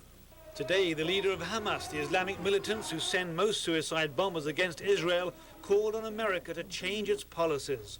Sheikh Yassin said America is behind injustices in many parts of the world, but then he said Hamas doesn't support attacks against civilians. Tonight, Israel closed its airspace to foreign airlines and then closed its land borders to prevent any possible terrorist attacks. There's a sense here that Palestinian militants may try to take advantage of the confusion to kill more Israelis. Tom? Thank you very much, NBC's Martin Fletcher. An already very complex and volatile situation in the Middle East is even more so tonight. Now to a different kind of problem. The World Trade Center towers were some of the most famous buildings in the world, of course. They've survived hurricanes, fires, and even one previous terrorist bombing. NBC's Roger O'Neill talked to the architect of those buildings and how they were put up and what brought them down. Hyman Brown was the project engineer on the Twin Towers, the man on the ground in charge of making sure the buildings were built right, the way it was designed. There was a lot of pride in it, and we were doing something that hadn't been done before. But no one ever considered any types of forces like this. Brown, who spent 6 years building the towers from day one in 1966, says the planes didn't cause the towers to collapse, but rather the fire and tremendous heat that exposed the steel superstructure to forces it could not withstand. Structural steel is fireproof to last between 1 and 2 hours, which it did, and then steel melts. Each tower was built around a central core. That core kept the building up, supporting the tower's so-called dead weight. But when steel melts, according to Brown, like dominoes, it falls.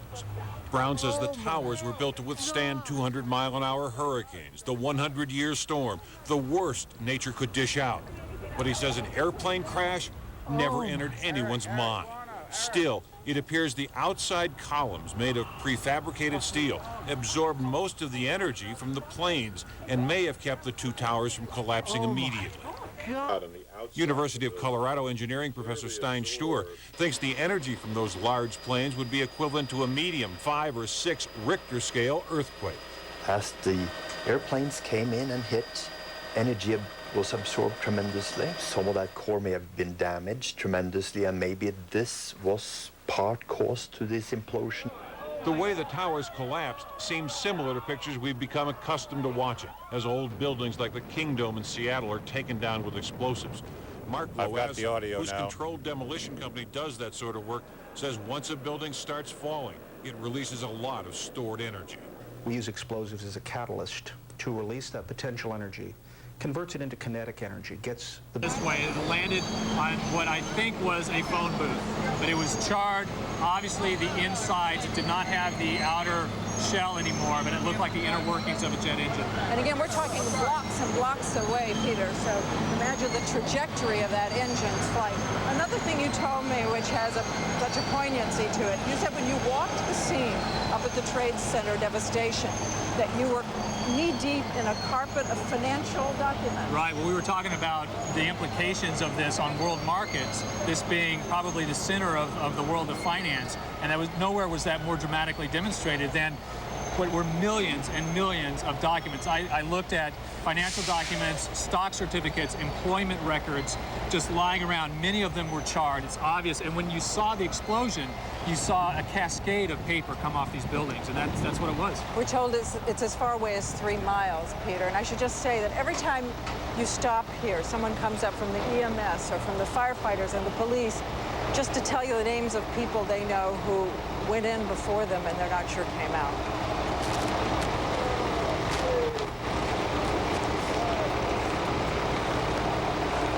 Thanks very much, Diane. So I must tell you, for the future, it's very hard to hear you down there because of the emergency equipment that's working in Midtown. I'm sure your engineers will tell you if we could move you just a little bit away from that, we'd like very much to hear as clearly as we can, obviously, under the circumstances, what you were saying. Just thinking for a second there about the thousands of people who are outside the country. When you think that one airport in eastern Canada had 27 aircraft and 5,000 people, it is happening all the way across the continent. People stranded tonight. And one assumes, though, the cell phone network in the United States, at least today, certainly in the eastern United States, was jammed with people trying to make calls related to this incident, the press, government officials, emergency officials. One assumes, because we haven't got any phone numbers for you, I'm afraid, of people in other places tonight who are expected to be somewhere else, and they all appear, as far as we can tell by the reporting that we're getting from a variety of places, are okay. They're just spending a night in some place they did not intend to be. We've had a couple of chances today to talk to Jerry Hauer, who is the man who set up New York City's emergency headquarters on the west side of Manhattan, right down there by the trade towers, which is no longer usable today because it was, if not one of the first, one of the early victims of these two extraordinary collapses of the two trade tower buildings. But he's with us again tonight. Jerry, grateful that you came back. You just tell us what you know that's going on. Well, there's a massive effort underway right now, Peter, to get medical resources into the city. As you heard earlier, Secretary Thompson has mobilized NYU Downtown Hospital has the only emergency room in Lower Manhattan. The first victims from the blast were brought here. The cafeteria has been turned into a triage area. Hospital officials say there are victims wall to wall. 8 years ago, this hospital took in the first victims from the World Trade Center bombing. Officials here say they try to plan for disasters. 2 weeks ago, they went through an emergency drill, but no one ever imagined they'd be tested so soon. Rahima Ellis, NBC News in Lower Manhattan. NBC's Rahima Ellis, who is in the middle of it all. We want to remind you that we'll have continuing coverage until 1 tomorrow morning on this NBC station. The President of the United States, his speech to the nation at 8:30 Eastern Time tonight.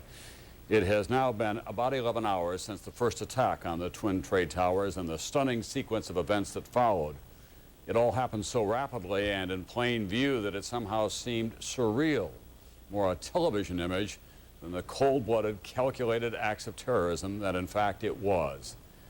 This is a day without end, for we do not know yet the full price in lives lost, whether there are other targets to come, and most important, how we will respond to this terrorist attack, how we strike back militarily, how we defend ourselves at home, how we heal all the wounds of this day.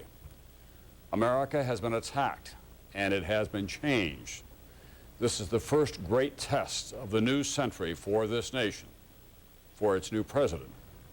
It's also a great test for us all, wherever we live, whatever our age, whatever our beliefs. Tonight, as we remind you, we'll have continuing coverage. We want to share with you now the images and the sounds of this unforgettably dark day in America.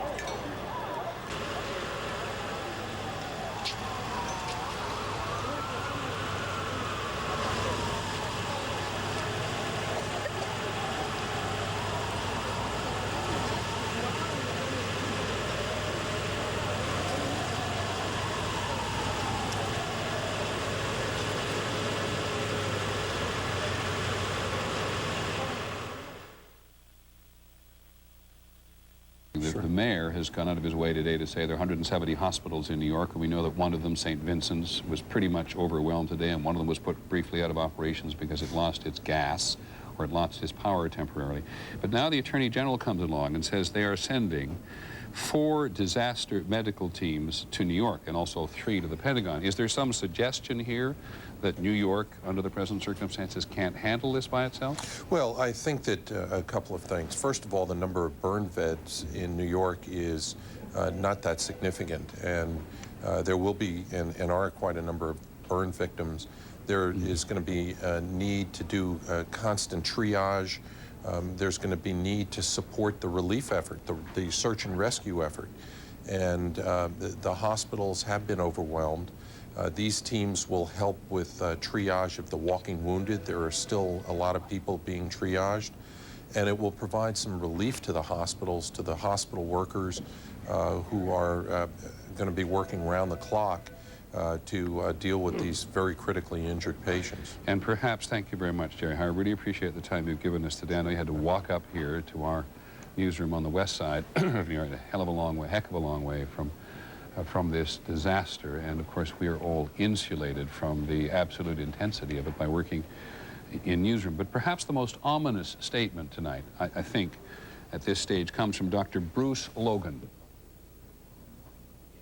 who was the chief of medicine at NYU Downtown Hospital, and he told the Reuters news agency, the vast majority of victims have still not gotten here.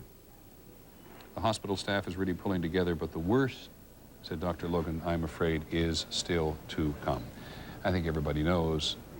We talked to a lawyer. What was his name? Tom? I apologize for forgetting his name. Tom Humphreys, who worked on the 47th, 48th floor, 57th floor, thanks, Tom, 57th floor of Tower Number 1, the northern tower at the World Trade Center. And he was in it when the first aircraft hit that tower, and he said all things were pretty calm given the circumstances, and many people in that tower managed to evacuate the building. And it was pretty early in the morning, and a lot of people hadn't come to work as far as he was concerned, and even some people from the higher floors. Underneath, he was certainly scared of the explosion. He wasn't sure if people came from above those floors. Managed to make a fairly orderly evacuation from... Palestinian groups don't have the ability to carry out attacks of such magnitude and complexity. Then, of course, there's Iraq, which has its own scores to settle with the United States. But for radical Islamic fundamentalists like Osama bin Laden, who's declared a religious war against America and has carried out successful attacks in the past, the hatred of the United States runs deeper than politics. Most Islamic groups are first and foremost interested in domestic issues.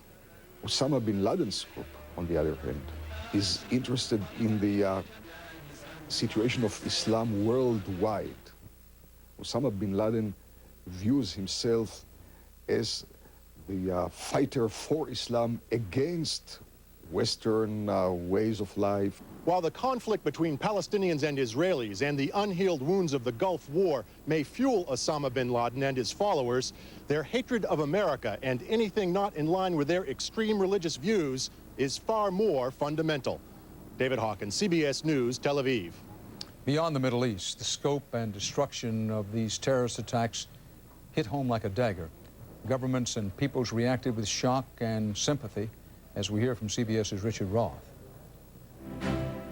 It began first thing this morning when a hijacked passenger jet smashed into one of the twin trade towers in New York. In an electronic instant, it swept. President Putin called for a coordinated effort against terrorism. So did British Prime Minister Tony Blair. We therefore here in Britain stand shoulder to shoulder with our American friends in this hour of tragedy. And we, like them, will not rest until this evil is driven from our world. More than not just resting, in Britain they were rattled. Offices closing early in London's financial centre, commercial air traffic over the capital banned, as airlines here and throughout Europe cancelled transatlantic flights. I'm certain in the short term we're going to face a much more restricted world, a world which is much more security conscious, much more anxious and much more fearful. With European TV broadcasting live and non-stop, European governments called emergency meetings. So did NATO. Another echo of the attack in America were the questions asked here. Who was behind it and what happens now? The Taliban regime's ambassador to Pakistan today was part of the chorus calling for justice. He also insisted Osama bin Laden wasn't behind it. Bin Laden's not in contact with anyone, the ambassador insisted, and couldn't carry out such activity. It would be a great risk, he warned, for America to retaliate before completing an investigation. While Britain's calling mass terrorism a new evil the world needs to fight, some Europeans are more blunt. Germany calls the attack a declaration of war against the civilized world. But what all the allies are saying tonight is that America's not in this fight alone. Richard Roth, CBS News, London. As we await President Bush's address to the nation and the world, which will be coming up in about 23 minutes now on the half-hour mark, joining us here in New York again is Sandy Berger, who served as National Security Advisor to President Bill Clinton, and in our CBS News Washington Bureau, Democratic Senator Christopher Dodd of Connecticut. Thank you both for being with us. First, Senator Dodd, there's been an awful lot of talk today about the United States. We will find who's responsible for this and we will punish them. Why is anybody who hates the United States, why would they believe this when in the past we have proven time and again we can't find out who does the people who do these things, and we've been unable to punish them, really? Well, first of all, Dan, let me step back for a second and tell you my thoughts, and I'm sure the thoughts of Sandy. I just left about 500 members of Congress on the east front of the Capitol with the leadership, Republicans and Democrats, joined together an expression of solidarity and sympathy for the literally hundreds of people, and I expect thousands who may have lost their lives today. We don't know the numbers yet, as you've reported accurately here, but it's hard to begin any discussion of this without talking about these families and what our country has gone through. And today, you used the language at the outset of your news tonight, using Franklin Delano Roosevelt's language almost 60 years ago, 12 weeks from now, calling this a day of infamy, and it truly is. So I wanted to begin there, and Tom Daschle and Trent Lott are going to have tomorrow a session on resolutions and an opportunity for us to be heard. Congress will be in session tomorrow. Democracy will always triumph over terrorism. And I hope here that we'll first of all concentrate on the tragedy here at home, do what's been suggested by some of your earlier guests, and find out exactly who is responsible here, and I'm confident we can do that, and go a step further here. And I'll be interested in what Sandy has to say about this, but I think a new chapter's been turned here. Too often we have sort of accepted other nations' notion that they would harbor these people, occasionally provide some financing, even training for them, and that they sort of had to do that for their own domestic security. I think those days are over with. I think any nation that supports, harbors, trains these individuals, whether it's Osama bin Laden or others who are responsible for it, there needs to be a collective response. You heard today President Putin. I think the Chinese made similar statements. This is a chance for the civilized world now, if nothing else comes out of this, to respond in the most aggressive and thorough way we can. This cancer is hitting all of us, and we need to respond to it accordingly. Now, back to the original question, Senator. Are we capable of determining who did these things? And then are we capable of, in some way, finding them, bringing them to justice, punishing them? I believe so. I think, first of all, this was a highly coordinated, very sophisticated attack here today. And I'm quite confident that the collective intelligence efforts of our allies, friends who have expressed support for us today, that we'll be able to determine that. We may not do it as quickly as some would like, and my hope would be that we'll do it smartly. It's very important that we know what we're talking about before we respond. But I'm very confident we can do it, and I think we have the means of doing it. It may not be as fast as some would like, but I believe it can be done. Sandy Berger, where are those voices in the world of Islam? Islam being one of the world's great religions. Where are those voices? Are there any, in any place that counts, who say, listen, we've had enough of this, and we will help the United States find and bring to justice these people? Well, I think we have to be careful, Dan, that we don't condemn the world of Islam here. Obviously, there are 1 billion people who practice Islam around the world. This is perpetrated by a group, and we need to deal aggressively with the group. But I agree with Chris. We need the cooperation and concerted effort of all of our allies and friends, whether they are in Europe, whether they're in the Arab world or elsewhere, because we are now in a new phase of this war against terrorism. This is a watershed event, and we're not going to deal with this in one fell swoop. This is going to require a sustained, serious operation. And I think it's time for the American people to support the president, buckle our seatbelts, because this is going to be a long, hard ride. True or untrue that in the past when there have been terrorist acts, nothing on this scale has happened, but there have been terrorist acts, many of our friends and, yes, allies in the Arab world and elsewhere have been afraid to help us respond beyond a certain point because of fear of instability in their own countries. Well, I think that's true, but this is so qualitatively different than anything we have seen before that we'll quickly decide, we'll quickly know who stands with the terrorists, who stands with disorder, and who stands with a world in which this kind of act is not tolerated. And I think we're going to have to put some of our friends to the test on this. Senator Chris Dodd, what are the options for the president in increasing the pressure on, yes, our friends and allies to help more, great deal more and faster to deal with the people who perpetrate these kinds of crimes? Well, it's hard to find any silver linings in what has occurred in the last 12 hours. But if there is any at all, it may be what we've heard already from leaders from around the globe that we haven't heard from in the past when we faced acts of terrorism not on this scale. And I would hope the president would pick up that phone. I'm confident he will. And by the way, all of us stand with him tonight. Anyone who's questioning whether or not this country is divided at all on this issue ought to put those notions aside. Democrats, Republicans, regardless of people's political feelings. We stand behind this president. He's our leader, and if he asks us to do some things in the coming days, he's going to find a united Congress, in my view. But he should also, I would hope, reach out to the allies who've spoken today, and even some of our major competitors in the globe who face similar challenges. This is a